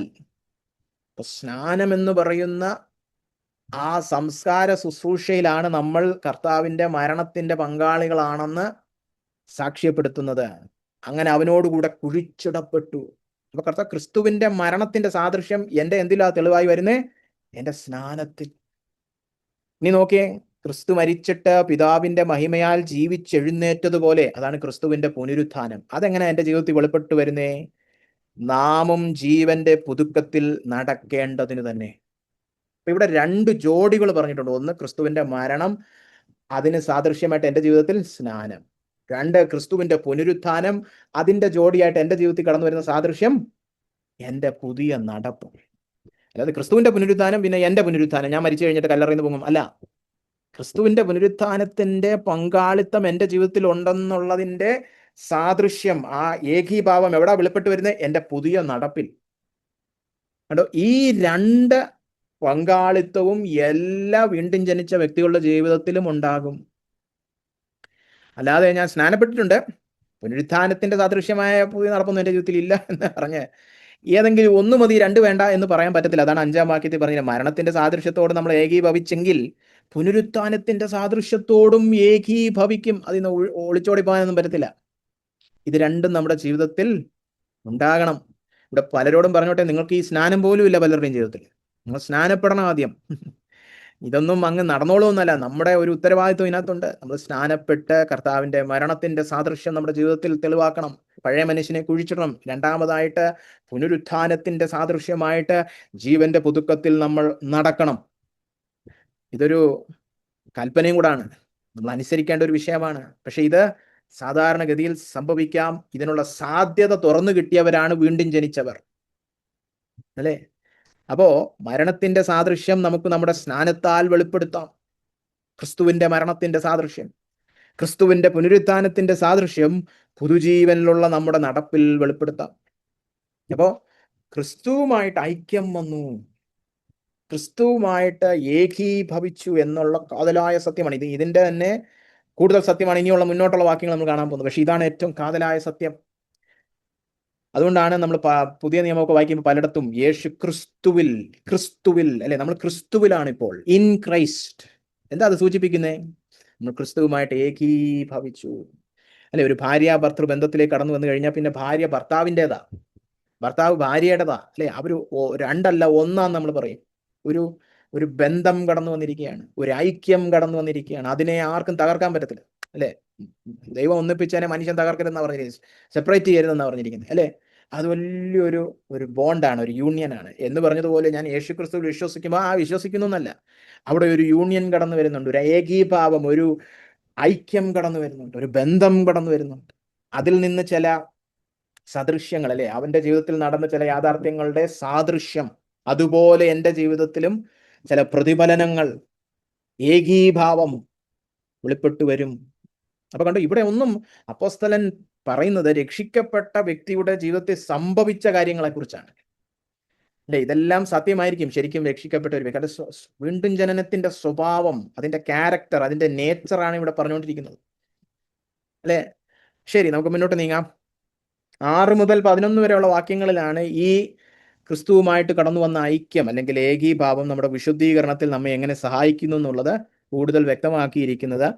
ഈ വേദഭാഗം പെട്ടെന്ന് മനസ്സിലാക്കാൻ വേണ്ടിയിട്ട് നമ്മളിവിടെ 6 മുതൽ 11 വരെ വാക്യങ്ങളിൽ പറഞ്ഞിരിക്കുന്ന ക്രിയകളെ ശ്രദ്ധ കേന്ദ്രീകരിച്ചാണ് നമ്മൾ വിശകലനം ചെയ്യാൻ പോകുന്നത്. പാപത്തിനെതിരായ നമ്മുടെ പോരാട്ടത്തിൽ നമുക്ക് 3 ഉത്തരവാദിത്തങ്ങളുണ്ട്. അതിൽ ഒന്നാമത്തേതാണ് 6:6 പറഞ്ഞിരിക്കുന്നത്, അവസാനം പറഞ്ഞിരിക്കുന്നുണ്ടോ, എന്ന് നാം അറിയുന്നു. അപ്പോൾ ഒന്നാമത്തെ ഉത്തരവാദിത്തം അറിയണം. എന്തോന്നറിയണം? 6-ാം വാക്യം വായിച്ചേ. നാം ഇനി പാപത്തിന് അടിമപ്പെടാതെ വണ്ണം പാപ ശരീരത്തിന് നീക്കം വരേണ്ടതിന് നമ്മുടെ പഴയ മനുഷ്യൻ അവനോടുകൂടെ ക്രൂശിക്കപ്പെട്ടു എന്ന് നാം അറിയുന്നു. അപ്പോ ക്രിസ്തുവുമായിട്ടുള്ള ഐക്യം, അതിലെ ഒന്നാമത്തെ ഐക്യം അവന്റെ മരണവുമായിട്ടുള്ള ഐക്യം. അതാണ് നമ്മൾ സ്നാനത്തിൽ സാക്ഷീകരിച്ചത്. പക്ഷേ സാക്ഷീകരിച്ചത് അവിടെ നിൽക്കട്ടെ, നമ്മുടെ യാഥാർത്ഥ്യം എന്താ ക്രൂശി സംഭവിച്ചേ? ക്രൂശിൽ ക്രിസ്തുവിനോടുകൂടെ എനിക്ക് എന്ത് സംഭവിച്ചു എന്ന് ഞാൻ അറിയണം. ക്രിസ്തുവിനോടുകൂടെ എനിക്ക് എന്ത് സംഭവിച്ചു? അവിടെ പറഞ്ഞിരിക്കുന്നുണ്ടോ, നമ്മുടെ പഴയ മനുഷ്യൻ അവനോടുകൂടെ ക്രൂശിക്കപ്പെട്ടു എന്ന് നിങ്ങൾ അറിയണം, ഞാൻ അറിയണം, അല്ലേ? എന്താണ്? പഴയ മനുഷ്യൻ അവനോടുകൂടെ ക്രൂശിക്കപ്പെട്ടു. ഇതും ഒരു യാഥാർത്ഥ്യമാണ്. മനസ്സിലാക്കിയിട്ടുണ്ടോ? ക്രിസ്തുവുമായുള്ള ഐക്യം നിമിത്തം യേശു ക്രിസ്തു ക്രൂശിൽ മരിച്ചപ്പോൾ എൻ്റെ പഴയ മനുഷ്യനെയും കർത്താവ് യേശുവിനോട് കൂടെ ക്രൂശീകരിച്ച് കൊന്നു. ഇത് ഒരു ചരിത്ര സംഭവമായിട്ടാണ് പറഞ്ഞിരിക്കുന്നത്, അല്ലാതെ നിങ്ങൾ നിങ്ങളുടെ പഴയ മനുഷ്യനെ ക്രൂശീകരിക്കണം കേട്ടോ, എന്നാലേ വിശുദ്ധിയിലേക്ക് കടക്കാൻ പറ്റൂ. ഇങ്ങനെ പ്രസംഗിക്കുന്നവരും ഉണ്ട് നമ്മുടെ നാട്ടിൽ. കാരണം പഴയ മനുഷ്യനും ജഡവും അല്ലെങ്കിൽ പാപസ്വഭാവവും തമ്മിലുള്ള വ്യത്യാസമൊന്നും അറിഞ്ഞൂടാ. അപ്പൊ നിങ്ങളെ തന്നെ കൊല്ലണം, ക്രൂശെടുക്കണം എന്ന് പറയുന്നവരുണ്ട്. ക്രൂശെടുക്കുക എന്നുള്ളത് കർത്താവ് പഠിപ്പിച്ച ഉപദേശം തന്നെ. പക്ഷേ പഴയ മനുഷ്യനെ കൊല്ലണം, ക്രൂശീകരിക്കണം എന്നുള്ള കൽപ്പനയല്ല ഇവിടെ പറഞ്ഞിരിക്കുന്നത്. പഴയ മനുഷ്യനെ യേശു ക്രൂശിൽ കൊന്നു എന്നാ പറഞ്ഞിരിക്കുന്നത്, അല്ലെ? നമ്മുടെ പഴയ മനുഷ്യൻ അവനോടുകൂടെ ക്രൂശിക്കപ്പെട്ടു, നടന്ന സംഭവം, കഴിഞ്ഞ സംഭവം. ഇനി നിങ്ങൾ ക്രൂശിക്കണമെന്നൊന്നും അല്ല അവിടെ പറഞ്ഞിരിക്കുന്നത്. ആണോ? നിങ്ങൾ ക്രൂശിക്കണമെന്നാണ്? അല്ല, ക്രൂശിക്കപ്പെട്ടു കഴിഞ്ഞു, അവൻ പോയി, പഴയ മനുഷ്യൻ നീങ്ങി. അത് ഞാൻ വിശ്വസിക്കണം. പഴയ മനുഷ്യൻ എന്ന് പറഞ്ഞാൽ നിങ്ങളുടെ ജഡമല്ല, നമുക്കിപ്പോഴുള്ള പാപ സ്വഭാവത്തെക്കുറിച്ചല്ല പഴയ മനുഷ്യൻ എന്ന് പറയുന്നത്. പഴയ മനുഷ്യൻ എന്ന് പറഞ്ഞാൽ വീണ്ടും ജനിക്കുന്നതിന് മുമ്പ് ഞാൻ ആരായിരുന്നു, അല്ലെ? വീണ്ടും ജനിക്കുന്നതിന് മുമ്പും ഞാൻ എന്ന് പറഞ്ഞ ഒരാളുണ്ടായിരുന്നു. പക്ഷെ ആ ഞാൻ പാപത്തിന്റെ അടിമത്വത്തിന് കീഴിൽ ജീവിച്ച ഒരു അടിമയായിരുന്നു, അല്ലെ? ആ ഞാൻ മരിച്ചു. ആ ഞാൻ ഇപ്പോൾ ഇല്ല. അങ്ങനൊരു ഞാൻ ഉണ്ടായിരുന്നു. ആ എന്നെ കർത്താവ് ക്രൂശിച്ചു എന്ന് ഞാൻ അറിയണം. നിങ്ങൾക്കറിയാവോ അത്? ക്രൂശിൽ ആര് മരിച്ചു എന്ന് ചോദിച്ചാൽ യേശു മരിച്ചു എന്ന് മാത്രം പറയും. നിങ്ങൾ മരിച്ചെന്ന് അറിയാവോ? രക്ഷിക്കപ്പെടാൻ അതറിഞ്ഞാൽ മതി. യേശു ക്രൂശി മരിച്ചു, എന്റെ പാപങ്ങൾക്ക് വേണ്ടി അതൊക്കെ മതി. പക്ഷെ രക്ഷിക്കപ്പെട്ട് കഴിഞ്ഞ് വിശുദ്ധിയിൽ നടക്കണമെങ്കിൽ ഈ സത്യം കൂടെ മനസ്സിലാക്കണം. ക്രൂശിൽ എൻ്റെ പഴയ മനുഷ്യൻ ക്രൂശിക്കപ്പെട്ടു.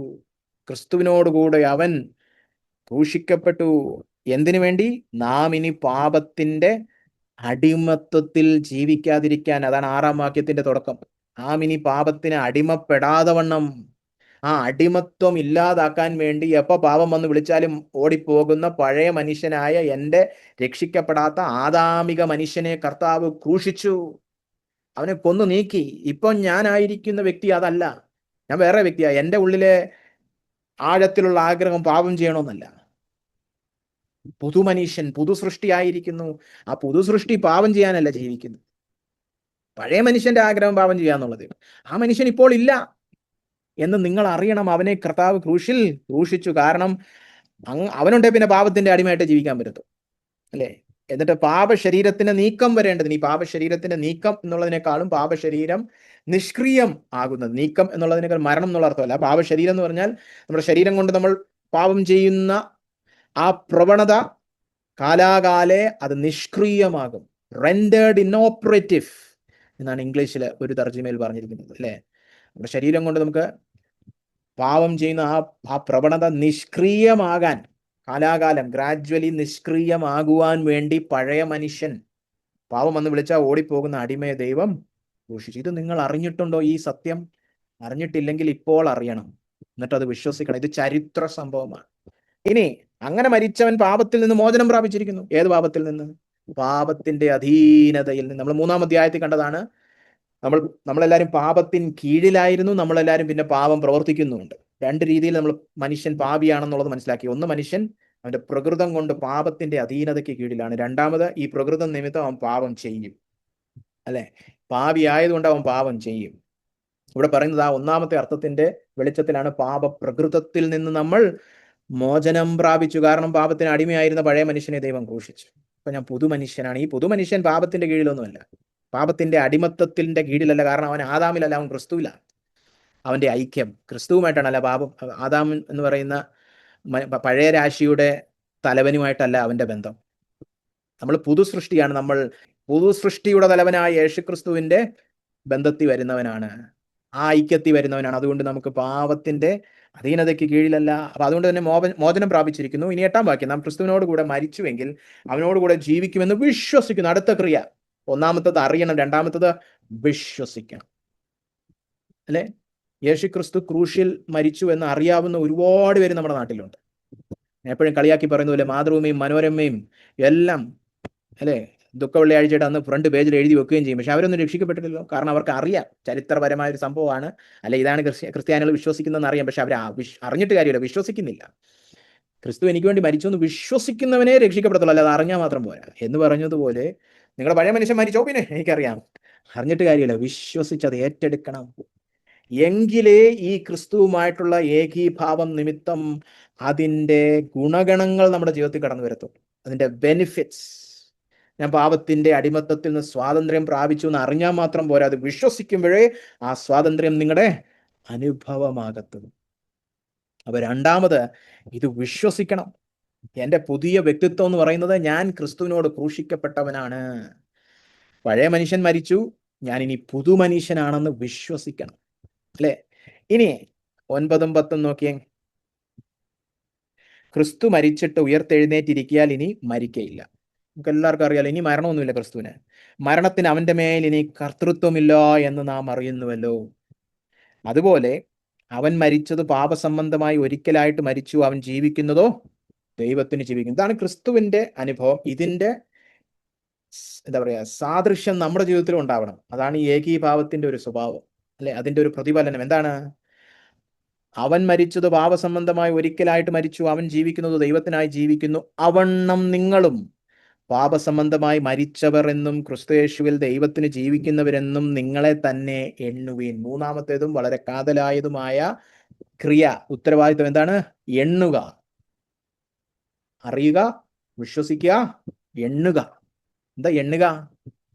ഈ വീണ്ടും ജനനത്തിലൂടെ കടന്നു വന്നിരിക്കുന്ന യാഥാർത്ഥ്യം, ക്രിസ്തു ഒരിക്കൽ മരിച്ചു, ഇപ്പൊ ഇനി മരണമില്ലാതെ ദൈവത്തിന് വേണ്ടി ജീവിക്കുന്നു. ക്രിസ്തുവുമായിട്ട് ഏകീഭവിച്ച ഞാനും അങ്ങനെ തന്നെ, ഞാനും പാപസംബന്ധമായിട്ട് മരിച്ചു. ഇനി എനിക്ക് പാപത്തിന്റെ അധീനതയുമായിട്ട് ഒരു ബന്ധവുമില്ല. ഞാൻ അതിൽ നിന്ന് സ്വാതന്ത്ര്യം പ്രാപിച്ചവനാണ്. ഞാൻ ഇനി ജീവിക്കുന്നത് യേശു ജീവിക്കുന്ന പോലെ ദൈവത്തിന് വേണ്ടി മാത്രമാണ്. ഇത് എൻ്റെ ഒരു മനോഭാവമല്ല, ഇതാണ് എനിക്ക് വീണ്ടും ജനനത്തിൽ സംഭവിച്ചതെന്ന് ഞാൻ എന്നെക്കുറിച്ച് എണ്ണണം. ഇതാണ് യാഥാർത്ഥ്യം, പുതു സൃഷ്ടിയുടെ യാഥാർത്ഥ്യം എന്ന് എണ്ണണം, കണക്കിടണം. നമ്മൾ ഇതിനു മുമ്പത്തെ പല അധ്യായങ്ങളിലും നീതീകരണം പഠിച്ചപ്പോൾ കണ്ടൊരു വാക്കാണ് ഈ കണക്കിടുക, അല്ലെ? പാപം കണക്കിടാതിരിക്കുന്നു, അതാണ് പാപക്ഷമ. ക്രിസ്തുവിന്റെ മരണം നിമിത്തം പാപം കണക്കിടുന്നില്ല. ക്രിസ്തുവിന്റെ അനുസരണം നിമിത്തം അവന്റെ നീതി നമ്മുടെ നീതിയായി കണക്കിടുന്നു, അതാണ് നീതീകരണം. ആ കണക്കിടുക എന്ന് പറഞ്ഞ അതേ യവന പദമാണ് ഇവിടെയും ഉപയോഗിച്ചിരിക്കുന്നത്. അപ്പൊ നിങ്ങൾ നിങ്ങളെ തന്നെ എങ്ങനെയാ കണക്കിടുന്നത്? ഞാൻ ഈ പണ്ട് മുതലേ വലിയ നുണയൊക്കെ പറയുന്നവനാ, ഇനി ക്രിസ്തു അല്ല, ഇനി ആര് വന്നാലും ഞാൻ കള്ളമൊക്കെ പറഞ്ഞ് തന്നെ ജീവിക്കും. ഇങ്ങനെയാണ് നിങ്ങളെ കുറിച്ച് ചിന്തിക്കുന്നെങ്കിൽ പിന്നെ നിങ്ങൾ കള്ളമൊക്കെ പറഞ്ഞുകൊണ്ടിരിക്കത്തേ. നിങ്ങൾക്ക് വീണ്ടും ജനനം കാരണം ഒരു മാറ്റം വന്നെന്ന് വചന വെളിച്ചത്തിൽ നിങ്ങൾ നിങ്ങളെക്കുറിച്ച് തന്നെ വിശ്വസിക്കുന്നുണ്ടോ? അതാണ് ഇവിടെ എണ്ണുക എന്ന് പറഞ്ഞാൽ കർത്താവ് ഉദ്ദേശിച്ചിരിക്കുന്നത്. ഞാൻ പഴയ മനുഷ്യനല്ല. ആ പഴയ നുണയം പറഞ്ഞ് തോന്നിവാസവും കാണിച്ച് ലോകത്തിലും നടക്കുന്ന വ്യക്തിയെ ദൈവം കൊന്നു. ഞാൻ പുതുമനുഷ്യനാണ്, ക്രിസ്തുവുമായിട്ട് ഏകീഭവിച്ച മനുഷ്യനാണ്, ക്രിസ്തുവിനോടൊപ്പം പാപസംബന്ധമായി ക്രൂശിക്കപ്പെട്ടും ഇനി ദൈവത്തിനായി ജീവിക്കുവാൻ പുതുശക്തി പ്രാപിച്ചവനുമാണെന്ന് നിങ്ങളെക്കുറിച്ച് നിങ്ങൾ തന്നെ വിശ്വസിക്കണം. എങ്കിലേ ഇനി 12-ാം വാക്യം മുതൽ പറയുന്ന പ്രായോഗിക ചില പ്രബോധനങ്ങളുണ്ട്, അതനുസരിക്കാൻ പറ്റത്തുള്ളൂ. ഇന്ന് പലരുടെയും വിശുദ്ധീകരണം മുന്നോട്ട് പോകാത്തതിന്റെ കാരണം ഈ പ്രായോഗിക ചിലതൊക്കെ ചെയ്യാൻ നോക്കുന്നുണ്ട്, പക്ഷെ ഈ അടിസ്ഥാനം പാകിയിട്ടില്ല. ഈ അറിയുക, വിശ്വസിക്കുക, എണ്ണുക, ഇത് കണ്ടോ, ഇത് മൂന്നും നമ്മുടെ മനസ്സുമായിട്ട് ബന്ധപ്പെട്ട കാര്യമാണ്. ബുദ്ധിപരമായിട്ട് നമ്മൾ ചെയ്യേണ്ടതാണ്. അറിയണം, വചനം വായിച്ച് ധ്യാനിച്ച് ഈ സത്യം നമ്മുടെ ഉള്ളിൽ കടക്കണം. 2, നമ്മൾ വിശ്വസിക്കണം. 3, നമ്മൾ അതിന്റെ വെളിച്ചത്തിൽ നമ്മളെ തന്നെ എണ്ണാൻ പഠിക്കണം. ഇത് പഠിച്ചെങ്കിൽ മാത്രമേ വിശുദ്ധീകരണത്തിൽ മുന്നോട്ട് പോകാൻ സാധ്യമാവുകയുള്ളൂ. ഇത് നമ്മൾ ഇവിടെ ഇപ്പോൾ അവസാനിപ്പിക്കുകയാണ്.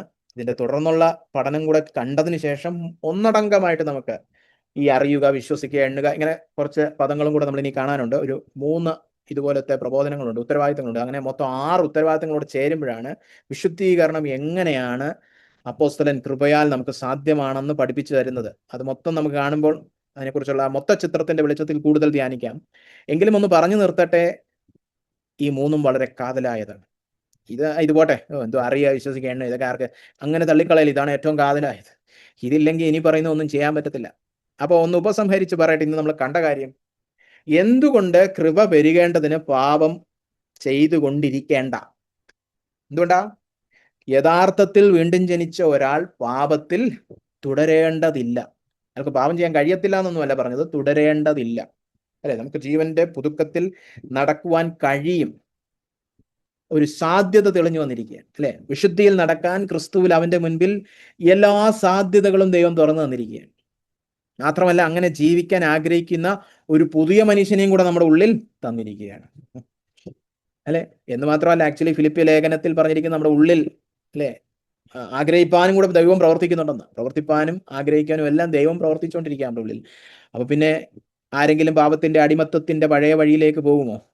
പോകേണ്ട ആവശ്യമില്ല. വിശുദ്ധിയിൽ ജീവിക്കുവാൻ നമുക്ക് കഴിയും. അതിനാൽ കൃപ പെരുകേണ്ടതിന് പാപം ചെയ്തുകൊണ്ടിരിക്കേണ്ട, പ്രത്യുത കൃപ പെരുകുന്തോറും പാപം ചെയ്യേണ്ടതില്ല എന്ന രൂപാന്തരം നമ്മിൽ വളരുകയുള്ളൂ. ഇനി ഇവിടെ ഞാനൊന്ന് നിർത്തിവെച്ചാൽ, ഇന്നത്തെ ഉപദേശ വിശദീകരണത്തിൽ ഇതിപ്പോ നമ്മൾ കണ്ടത് തന്നെ ഒരു ഉപദേശ വേദഭാഗമാണ്. അപ്പൊ ഇനിയും കൂടുതൽ ഉപദേശത്തിലേക്ക് കടക്കേണ്ട ആവശ്യമില്ല. മാത്രമല്ല, പൂർണ്ണമായിട്ടും റോമർ 6 നമ്മൾ കണ്ടിട്ടില്ല. അപ്പൊ അടുത്ത പ്രാവശ്യം നമ്മൾ അത് കണ്ടുവെച്ച് മൊത്ത ചിത്രത്തിൽ നിന്ന് ഉപദേശ സത്യങ്ങൾ കൂടുതൽ ധ്യാനിക്കാം. അപ്പോൾ ഇന്ന് ഞാൻ വിചാരിച്ചു, നമ്മുടെ ഇന്നത്തെ ഈ പഠനത്തിൽ സാധാരണഗതിയിൽ ഉയരുന്ന ഒരു ചോദ്യത്തിന്റെ ഒരു ഉത്തരം പറഞ്ഞുകൊണ്ടാകാം. അപ്പൊ നമ്മൾ ഇന്ന് കണ്ടു, വീണ്ടും ജനിച്ച വ്യക്തിക്ക് ഒരു പുതു സൃഷ്ടി ആയതുകൊണ്ട് തന്നെ പാപത്തിന്റെ അധീനതയിൽ നടക്കാൻ ആഗ്രഹമില്ല, ആവശ്യമില്ല, സ്വാതന്ത്ര്യമുണ്ട്, അല്ലെ? അങ്ങനെ നമുക്ക് വിശുദ്ധിയിൽ നടക്കാം, സാധ്യത തെളിഞ്ഞു കിടക്കുന്നു, അതാ പൊതുജീവനിൽ നമുക്ക് നടക്കാം, ക്രിസ്തുവുമായിട്ടുള്ള ഐക്യം നിമിത്തം നടക്കാം എന്നൊക്കെ നമ്മൾ കണ്ടു കഴിഞ്ഞു. അങ്ങനെയാണ് വിശുദ്ധീകരണത്തിന്റെ പോക്ക്. പക്ഷെ ഒരു ചോദ്യം, ഇങ്ങനെയൊക്കെ ഈ സാധ്യതകൾ ഉപയോഗിക്കാതെ വീണ്ടും ജനിച്ച ഒരു വിശ്വാസി, നമ്മൾ ആ വിശ്വാസിയുടെ കാര്യമല്ല, കപടഭക്തന്റെ കാര്യമല്ല, ശരിക്കും വീണ്ടും ജനിച്ച ഒരു വിശ്വാസി മനഃപൂർവ്വം പാവം തിരഞ്ഞെടുത്താൽ എന്തെങ്കിലും സംഭവിക്കൂ? എന്തോ അനന്തരഫലം, ഇതല്ലേ പലർക്കും അറിയേണ്ടത്.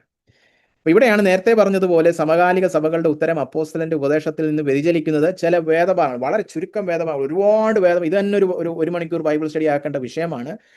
ഒന്ന് തൊട്ട് വിട്ടു പോകുന്നതേ ഉള്ളൂ, കാരണം ഇന്ന് നമ്മൾ കണ്ട വിഷയമായിട്ട് ചേർന്ന് പോകുന്നതായതുകൊണ്ട്, അല്ലെ? ചില വേദഭാഗങ്ങൾ നോക്കാം. ഒന്നാമതായിട്ട് ഈ വേദഭാഗം ഒന്ന് ശ്രദ്ധിച്ച്, 1 കൊരിന്ത്യർ 11:29 മുതൽ 32, വളരെ കാതലായ ഒരു വേദഭാഗമാണ്.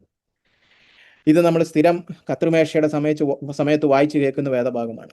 ഇവിടെ പറഞ്ഞിരിക്കുന്ന കേട്ടോ, തിന്നുകയും കുടിക്കുകയും ചെയ്യുന്നവൻ ശരീരത്തെ വിവേചിക്കാഞ്ഞാൽ തനിക്ക്, നിങ്ങളുടെയൊക്കെ ബൈബിളിൽ എഴുതിയിരിക്കുന്നത് ശിക്ഷാവിധി തിന്നുകയും കുടിക്കുകയും ചെയ്യുന്നു. അവിടെ തന്നെ പറയട്ടെ, ശിക്ഷാവിധി എന്നല്ല പൗലോസ് ഉപയോഗിച്ചിരിക്കുന്നത്, ന്യായവിധി എന്നുള്ള പദമാണ്. കാരണം 32-ാം വാക്യത്തിൽ ശിക്ഷാവിധി എന്നുള്ള വാക്കുണ്ട്. അവിടെ ശിക്ഷാവിധി എന്ന് ഉപയോഗിച്ചിരിക്കുന്ന വാക്കും ഈ 29-ാം വാക്യത്തിൽ നിങ്ങളുടെ ബൈബിളിൽ ശിക്ഷാവിധി എന്ന് ഉപയോഗിച്ചിരിക്കുന്ന വാക്കും യവന ഭാഷയിൽ രണ്ടും രണ്ടാണ്. ആദ്യം പറഞ്ഞോട്ടെ, ഇവിടെ 29-ൽ ക്രീമായും 32-ൽ കാറ്റക്രീമ എന്ന് പറഞ്ഞാൽ അതായത് പണിഷ്മെന്റ് ആണ്. ഇവിടെ ജഡ്ജ്മെന്റും അവിടെ പണിഷ്മെന്റുമാണ്. ഇവിടെ ന്യായവിധിയും അവിടെ ശിക്ഷാവിധിയുമാണ്. അതുകൊണ്ട് തന്നെ തനിക്ക് ന്യായവിധി തിന്നുകയും കുടിക്കുകയും ചെയ്യുന്നു, അല്ലേ? അപ്പോ കത്രിമേശ എടുക്കേണ്ട ചില എന്താ പറയുക, വചനപരമായിട്ടുള്ള വിഷയങ്ങളുണ്ട്. അതൊന്നും ഗവനിക്കാതെ തോന്നിയ പോലെ വന്ന് കഴിക്കുകയാണെങ്കിൽ അവന് ന്യായവിധി കടന്നു വരും. ഇത് ഹേതുവായി നിങ്ങളിൽ പലരും ബലഹീനരും രോഗികളുമാകുന്നു, അനേകരും നിദ്ര കൊള്ളുന്നു. ഇപ്പൊ കൊരിന്ത്യ സഭയില് കത്രുമേശയോട് കാണിക്കേണ്ട ദൈവഭയമൊന്നും ഇല്ലാതെ വന്ന് ചുമ്മാ അപ്പം മീനും കഴിച്ച ചിലർക്ക് എന്തൊക്കെ പറ്റി? ന്യായവിധി കടന്നു വന്നു. അത് നിമിത്തം എന്തൊക്കെ വന്നു? ബലഹീനത വന്നു, രോഗം വന്നു, ചിലർക്ക് മരണം വരെ സംഭവിച്ചു. അപ്പോ പാപം മനഃപൂർവ്വം തെരഞ്ഞെടുത്ത് മുതിർന്നാൽ എന്തോ പറ്റും? അപ്പോസ്തലൻ പഠിപ്പിക്കുകയാണ്, ന്യായവിധി കടന്നു വരും. ശിക്ഷാവിധി കടന്നു വരുമെന്നല്ല, ന്യായവിധി കടന്നു വരും. എന്തോ ന്യായവിധി? ആദ്യം ബലഹീനത വരും, പിന്നെയും പാപത്തിൽ മുതിരുമ്പം രോഗം വരും, പിന്നെയും മാനസാന്തരപ്പെടുന്നില്ല, പാപത്തിൽ മുതിരുകയാണെങ്കിൽ മരണം കടന്നു വരും. ഇനി 31, 32 വാക്യങ്ങൾ നോക്കിയേ. നാം നമ്മെ തന്നെ വിധിച്ചാൽ വിധിക്കപ്പെടുകയില്ല. അതാണ് നേരത്തെ പറഞ്ഞത്, നിങ്ങൾ നിങ്ങളെ തന്നെ ശോധന ചെയ്യണമെന്ന്. അങ്ങനെ നിങ്ങളെ തന്നെ വിധിക്കായിരുന്നെങ്കിൽ ദൈവത്തിന്റെ ഈ ന്യായവിധി വരത്തില്ലായിരുന്നു. പക്ഷേ ഇനി ന്യായം വിധിക്കപ്പെടുന്നുവെങ്കിലോ നാം ലോകത്തോടുകൂടെ ശിക്ഷാവിധിയിൽ അകപ്പെടാതിരിക്കേണ്ടതിന് കർത്താവ് നമ്മെ ബാലശിക്ഷ കഴിക്കാകുന്നു. ബാലശിക്ഷ, ഇതിനെക്കുറിച്ച് വലിയ ഉപദേശപരമായ ധാരണ പലർക്കും ഇല്ല. എന്തോ ഈ ബാലശിക്ഷ? വരുവാനിരിക്കുന്ന ശിക്ഷാവിധിയിൽ നിന്ന് നമ്മളെ രക്ഷിക്കുവാൻ വേണ്ടിയിട്ടാണ് ദൈവം ഈ ബാലശിക്ഷ അയക്കുന്നത്. അത് കണ്ടോ നിങ്ങൾ? നാം ലോകത്തോടുകൂടെ ശിക്ഷാവിധിയിൽ അകപ്പെടാതിരിക്കേണ്ടതിനാണ് കർത്താവ് നമുക്ക് ബാലശിക്ഷ നൽകുന്നത്, അല്ലേ? അപ്പോൾ ഇങ്ങനെ പോയാൽ ശരിയാവത്തില്ല, ശിക്ഷാവിധിയിലൊക്കെ പോകും. അതുകൊണ്ട് 2 അടി കൊടുക്കാം. പക്ഷെ എന്തോ അടി? ആദ്യം ബലഹീനത വരും, പിന്നെ രോഗം വരും, പിന്നെ മരണം വരെ സംഭവിക്കാം, അല്ലെ? ഒരാൾ പാവം ചെയ്തിട്ട് അനുതപിക്കാതെ ഇങ്ങനെ ജീവിക്കുകയാണ്, വീണ്ടും ജനിച്ച വ്യക്തിയൊക്കെ തന്നെയാണ്, പക്ഷെ വലിയ കൂസലൊന്നുമില്ല. എന്തോ ചെയ്യും ദൈവം? ഇയാളുടെ രക്ഷ നഷ്ടപ്പെട്ടു പോകാതിരിക്കാൻ വേണ്ടി ഇവനെ അങ്ങ് കൊല്ലാം, അകാല മരണം സംഭവിക്കും. അതാണ് അപ്പോസ്തലൻ പഠിപ്പിക്കുന്നത്. ഇതൊന്നും ആരും പ്രസംഗിക്കാറില്ല. പാപത്തിൽ മാനസാന്തരപ്പെടാതെ ഇങ്ങനെ മുതിർന്നു പോകുന്ന വീണ്ടും ജനിച്ച വ്യക്തിക്ക് എന്തോ സംഭവിക്കും? അകാല മരണം സംഭവിക്കും. അതാണ് ബാലശിക്ഷ. നമ്മൾ പലപ്പോഴും ബാലശിക്ഷയെ കുറിച്ചൊക്കെ പ്രസംഗിക്കുമ്പോൾ ഈ മരണം കേൾക്കാറില്ല, അകാല മരണം. പക്ഷെ എന്തുകൊണ്ടാണ് ദൈവം ഒരാളെ കൊല്ലുന്നേ, വിശ്വാസിയെ കൊല്ലുന്നേ? അവന് അവസാന ദിവസത്തെ ശിക്ഷാവിധിയിൽ പോയി പെടരുത്. അപ്പൊ ഒരാളെ ദൈവം കൊല്ലുമ്പോൾ ഉടനെ അവൻ നരകത്തിൽ പോയി, നരകത്തിലൊന്നും അല്ല പോകുന്നത്, അവൻ ശിക്ഷാവിധിയിലേക്ക് അല്ല പോകുന്നത്. അങ്ങനെ പോവാതിരിക്കാൻ വേണ്ടിയിട്ടാ അവൻ ഇനിയും ഈ ലോകത്ത് ജീവിച്ച് പാപം ചെയ്യാതിരിക്കാൻ വേണ്ടി ഇനിയും അവന്റെ ലോകവാസമൊക്കെ അങ്ങ് അവസാനിപ്പിക്കാൻ കൊല്ലാം. അങ്ങനെ ചിലരെ ദൈവം അന്ന് മരണത്തെ ഏൽപ്പിച്ചു. അതുകൊണ്ട് രക്ഷയൊന്നും നഷ്ടപ്പെടത്തില്ല. നീതീകരിക്കപ്പെട്ട വ്യക്തികൾക്ക് ഇനി ശിക്ഷാവിധിയില്ല എന്നൊക്കെ പറഞ്ഞാൽ ചിലരുടെ വിചാരം പിന്നെ ഇനി എന്തും പാപം ചെയ്യാവുന്നതാണല്ലോ. അല്ല, ഭയാനകമായ അനന്തരഫലങ്ങൾ വേറെയും ഉണ്ട്, അല്ലെ? രക്ഷ സുനിശ്ചിതമാണെന്ന് നമ്മൾ പറയുമ്പോൾ അതിന്റെ അർത്ഥം ഇനി പാപമൊക്കെ ചെയ്ത് സുഖിച്ച് ജീവിക്കാന്നല്ല. കാരണം നിന്റെ ജീവിതം ചിലപ്പോൾ അതോടെ ദൈവം നിർത്തിക്കളയും. ദൈവം ഉദ്ദേശിച്ച ജീവിതമല്ല നമ്മൾ നയിക്കുന്നതെങ്കിൽ അധികകാലം ആയുസ് കാണത്തില്ല. അതിങ്ങനെ ആദ്യമേ മരണമല്ല, ആദ്യം ബലഹീനത വരും. എനിക്ക് ക്ഷമിക്കാൻ പറ്റുന്നില്ല. ചിലരൊക്കെ പറയുന്നത് എനിക്ക് എന്തോ ഇപ്പൊ പഴയ പോലെ എൻ്റെ കോപം അടക്കാൻ പറ്റുന്നില്ല. ഒരു ബലഹീനത തുടങ്ങി. ഇനി കുറച്ച് കഴിയുമ്പോൾ രോഗമാവും അത്. അല്ലെ? വലിയ കോപമൊക്കെ വരുന്നവർക്ക് ബ്ലഡ് പ്രഷറൊക്കെ കൂടും. ആ രോഗം കുറച്ച് കഴിയുമ്പം തട്ടിപ്പോയി, ആള് മരിച്ചു. എന്താ ദൈവം ചെയ്യുന്നത്? ക്രമാതീതമായിട്ട് ബാലശിക്ഷ കൂട്ടിക്കൊടുക്കും. പക്ഷെ എന്തിനാണ് ബാലശിക്ഷ കൊടുക്കുന്നത്? ശിക്ഷാവിധിയിൽ അകപ്പെടാതിരിക്കേണ്ടത്. കണ്ടോ? ഇതിനോട് ചേർന്ന് പോകുന്ന 1-2 വാക്യങ്ങൾ വേഗത്തിൽ നോക്കി നമുക്ക് ഇന്നത്തെ പഠനം അവസാനിപ്പിക്കണം. 1 യോഹന്നാൻ 5:16 പറഞ്ഞിരിക്കുകയാണ്, സഹോദരൻ മരണത്തിനല്ലാത്ത പാപം ചെയ്യുന്നത് ആരെങ്കിലും കണ്ടാൽ അപേക്ഷിക്കാം. നിങ്ങളുടെ സഹോദരൻ പാപം ചെയ്യുകയാണെങ്കിൽ, സഭയിൽ ഒരു വ്യക്തി, ഒരു കൂട്ടുവിശ്വാസി പാപം ചെയ്യുകയാണെങ്കിൽ നിങ്ങൾ എന്ത് ചെയ്യണം? ആ വ്യക്തിക്ക് വേണ്ടി പ്രാർത്ഥിക്കണം. അതാണ് ഇവിടുത്തെ പശ്ചാത്തലം. ദൈവം അവന് ജീവനെ കൊടുക്കും. മരണത്തിനല്ലാത്ത പാപം ചെയ്യുന്നവർക്ക് തന്നെ ദൈവം ജീവനെ കൊടുക്കും. എന്നാൽ മരണത്തിനുള്ള പാപമുണ്ട്, അതിനെക്കുറിച്ച് പ്രാർത്ഥിക്കണം അല്ലെങ്കിൽ അപേക്ഷിക്കണം എന്ന് ഞാൻ പറയുന്നില്ലെന്ന്. അപ്പൊ ഇവിടെ ഒരു ചോദ്യമുണ്ട്, ഇത് ഏത് മരണമാണ്? ഇപ്പൊ നമ്മളൊന്ന് ചിന്തിക്കാൻ വേണ്ടിയിട്ട് പറയുകയാണ്, ഈ മരണം നിത്യമരണമാണെന്ന് വെച്ചോ. എന്നിട്ട് ആ വാക്യത്തിന്റെ അവസാനം ഒന്ന് വായിച്ചേ. നിത്യമരണത്തിലേക്കുള്ള പാപമുണ്ട്, അതിനെക്കുറിച്ച് പ്രാർത്ഥിക്കണമെന്ന് ഞാൻ പറയുന്നില്ല എന്ന് അപ്പോസ്തലൻ പറയുമോ? നിത്യമരണത്തിലേക്ക് പോകുന്ന പാപികൾക്ക് വേണ്ടി നിങ്ങൾ പ്രാർത്ഥിക്കണ്ട കേട്ടോ. അങ്ങനെ പറഞ്ഞാൽ പിന്നെ ഒരു അവിശ്വാസിക്ക് വേണ്ടി നമുക്ക് പിന്നെ പ്രാർത്ഥിക്കാൻ പറ്റത്തില്ല.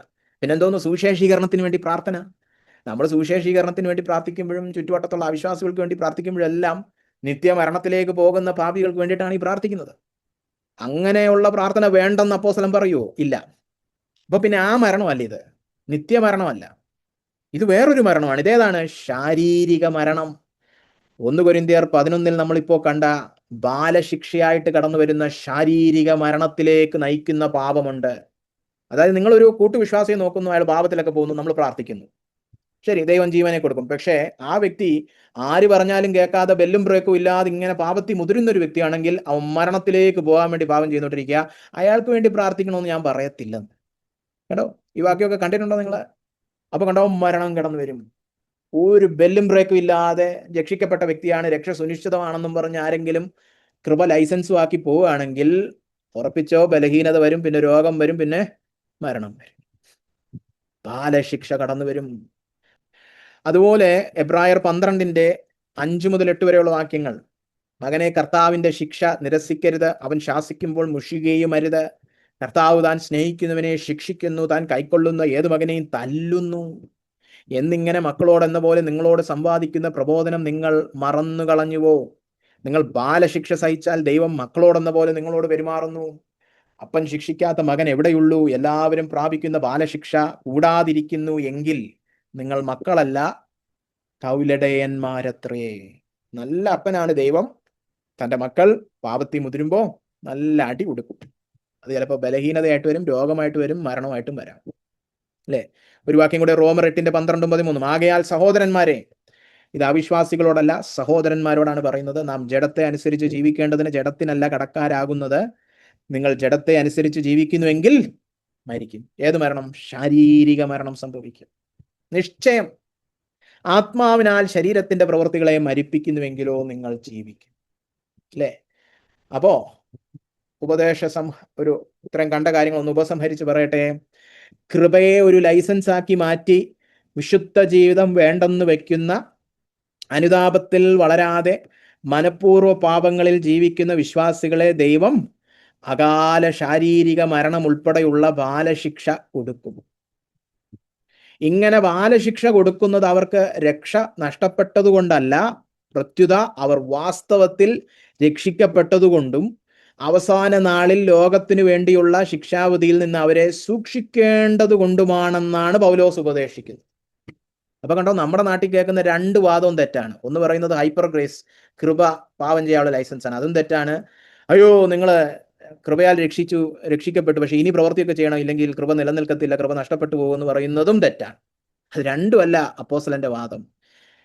കൃപയാലാണ് നമ്മൾ ആദ്യം മുതൽ അവസാനം വരെ രക്ഷിക്കപ്പെടുന്നത്. പക്ഷേ കൃപയെ കയറി പാവം ചെയ്യാനുള്ള ലൈസൻസ് ആക്കിയാൽ ബാലശിക്ഷ കടന്നു വരും, അകാലം മരണം വരെ സംഭവിക്കാം.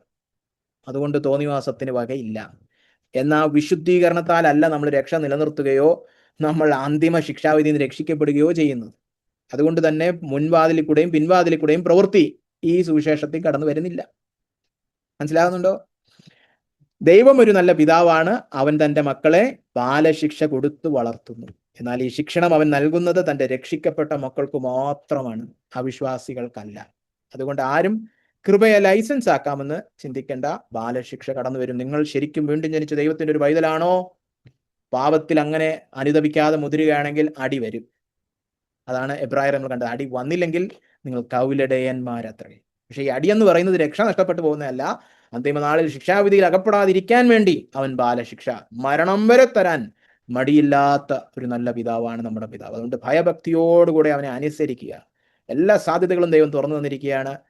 പുതിയ മനുഷ്യനെ തന്നിരിക്കുകയാണ്, പൊതു സൃഷ്ടിയാക്കിയിരിക്കുകയാണ്, കർത്താവുമായിട്ടുള്ള ഐക്യം കടന്നു വന്നിരിക്കുകയാണ്, പൊതുജീവൻ നമുക്ക് ലഭിച്ചിരിക്കുകയാണ്. നമുക്ക് വിശുദ്ധിയിൽ നടക്കുവാനുള്ള എല്ലാ സ്വാതന്ത്ര്യവും സാധ്യതകളും നമുക്ക് നൽകിയിരിക്കണം. അതുകൊണ്ട് വിശുദ്ധിയിൽ തന്നെ നമുക്ക് നടക്കാം. പ്രായോഗിക വിലയിരുത്തൽ വളരെ പെട്ടെന്ന് 3 കണ്ട ആ ഉത്തരവാദിത്തങ്ങൾ ഒന്ന് ഓർപ്പിക്കട്ടെ. ഒന്നാമതായിട്ട് അറിയുക, ക്രൂശിൽ ക്രിസ്തുവിനോടുകൂടെ എൻ്റെ പഴയ മനുഷ്യൻ മരിച്ചു എന്ന് ഞാൻ മനസ്സിലാക്കണം. നിങ്ങളോട് തന്നെ ചോദിക്കുക, ഞാൻ അങ്ങനെ മനസ്സിലാക്കിയിട്ടുണ്ടോ? ക്രൂശിൽ ആര് മരിച്ചു എന്ന് ചോദിച്ചാൽ ഇത്രയും നാളെ ഞാൻ പറഞ്ഞുകൊണ്ടിരുന്നത് ക്രിസ്തു മരിച്ചു എന്നാണ്. ഇനി ഞാൻ പറയും ക്രിസ്തുവിനോട് കൂടെ ഞാനും മരിച്ചു. എൻ്റെ പഴയ മനുഷ്യനുണ്ടല്ലോ, എപ്പോഴും നുണയൊക്കെ പറഞ്ഞു നടക്കുന്ന, പാപം വിട്ടുമാറാൻ കഴിയാത്ത ആ പഴയ മനുഷ്യൻ, അവനോടുകൂടെ മരിച്ചു എന്ന് ഞാൻ വിശ്വസിക്കും. ചരിത്ര സംഭവമാണ്, വചനം പറയുന്നത് ഞാൻ അതുപോലെ തന്നെ വിശ്വസിക്കും, അത് അറിയും, അത് വിശ്വസിക്കും എന്ന് ഏറ്റുപറയുക. രണ്ടാമതായിട്ട് ആക്രൂശിക്കപ്പെട്ടവനാണെന്നുള്ള വ്യക്തിത്വം ഞാൻ വിശ്വാസത്താൽ ഏറ്റെടുക്കും. അല്ലെ, നിങ്ങളെ പാപക്ഷമ പ്രാപിക്കുവാനും വിശ്വസിച്ചില്ലേ? യേശുക്രിസ്തു എൻ്റെ പാപങ്ങൾക്ക് വേണ്ടി മരിച്ചു എന്ന് വിശ്വസിച്ചപ്പോഴാണ് നിങ്ങളുടെ പാപങ്ങൾ പുറത്തു കിട്ടിയത്. അതുപോലെ നിങ്ങൾ വിശ്വസിക്കുക, ക്രിസ്തുവിനോടുകൂടെ ക്രൂശിക്കപ്പെട്ടവനാണ്, അതാണ് എൻ്റെ പുതിയ വ്യക്തിത്വം എന്ന് വിശ്വസിച്ച് ഏറ്റെടുക്കുക. രണ്ടാമതായിട്ട് ഇതിൻ്റെ വെളിച്ചത്തിൽ നിങ്ങളെ തന്നെ എപ്പോഴും എണ്ണാൻ പഠിക്കുക. പ്രത്യേകിച്ച് പാപ പ്രലോഭനങ്ങൾ കടന്നു വരുമ്പോൾ ഞാൻ പഴയ മനുഷ്യനല്ല എന്ന് പൂർണ്ണമായിട്ടും വിശ്വസിക്കുക. ഞാൻ എപ്പോഴും പറയാറുള്ള ഒരു ദൃഷ്ടാന്തം പറഞ്ഞ് അവസാനിപ്പിക്കട്ടെ. ആർമിയിലായിരുന്ന ഒരു വ്യക്തി, ഞാൻ പറഞ്ഞിട്ടുണ്ട്, രാവിലെ PT ചെയ്യുന്ന പുള്ളി വിസിൽ ഊതുമ്പം ഈ പുള്ളി അറ്റൻഷൻ അടിക്കും. ഒരു ദിവസം പുള്ളി വിരമിച്ചു കഴിഞ്ഞ് തൻ്റെ പെട്ടിയും സാധനങ്ങളായിട്ട് പുറത്തോട്ട് പോകുമ്പോൾ അവിടെ ഡ്രിൽ മാസ്റ്റർ വിസിലടിച്ചു. ഡ്രിൽ സർജന്റ് വിസിലടിച്ചപ്പം ഈ പുള്ളി ഒന്ന് നിന്നു. പിന്നെ ഓർത്തേ, ഞാൻ ഇനി നിൽക്കേണ്ട ആവശ്യമില്ല, എനിക്ക് പോവാം, ഞാൻ വിരമിച്ചു, ഞാൻ ഇനി അയാളുടെ അധികാരത്തിന്റെ കീഴിലല്ല എന്ന് പറഞ്ഞ പോലെ പാപം ചിലപ്പോൾ പ്രലോഭനങ്ങളൊക്കെ കൊണ്ടുവന്ന് വിസിലൊക്കെ ഊതും. നിങ്ങൾ പഴയതുപോലെ പ്രതികരിക്കേണ്ട ആവശ്യമില്ല. നിങ്ങളൊരു പുതു മനുഷ്യനാണെന്ന് നിങ്ങളെ തന്നെ എണ്ണണം. ക്രിസ്തുവിൽ ഞാനൊരു പുതു മനുഷ്യനാണ്, നിങ്ങളെ തന്നെ എണ്ണണം. അതിനു വേണ്ട അറിവും വിശ്വാസവും വചനത്തിലൂടെ പ്രാപിച്ച് നിങ്ങളുടെ മനസ്സിനെ പുതുക്കണം. എങ്കിൽ മാത്രമേ നമുക്ക് പ്രായോഗിക തലത്തിൽ ഈ ജയം കാഴ്ചവെക്കാൻ സാധിക്കുകയുള്ളൂ. വളരെ വേഗത്തിൽ ഈ പ്രാവശ്യത്തെ മനപ്പാഠവാക്യം നമുക്ക് നോക്കി ഈ പഠനം ഇവിടെ അവസാനിപ്പിക്കാം. റോമർ 6:10-11 ഈ ആഴ്ചത്തെ മനപ്പാഠവാക്യം. ക്രിസ്തു മരിച്ചതോ പാപസംബന്ധമായി ഒരിക്കലായിട്ട് മരിച്ചു, അവൻ ജീവിക്കുന്നതോ ദൈവത്തിന് ജീവിക്കുന്നു. അവണ്ണം തന്നെ നിങ്ങളും പാപസംബന്ധമായി മരിച്ചവർ എന്നും ക്രിസ്തയേശുവിൽ ദൈവത്തിന് ജീവിക്കുന്നവർ എന്നും നിങ്ങളെ തന്നെ എണ്ണുവീൻ. ആമേൻ. ഈ വചനങ്ങളാൽ ദൈവം നിങ്ങളെവരെയും അനുഗ്രഹിക്കുമാറാകട്ടെ. നമുക്ക് ഒരു നിമിഷം പ്രാർത്ഥിച്ച് ഈ പഠനം അവസാനിപ്പിക്കാം.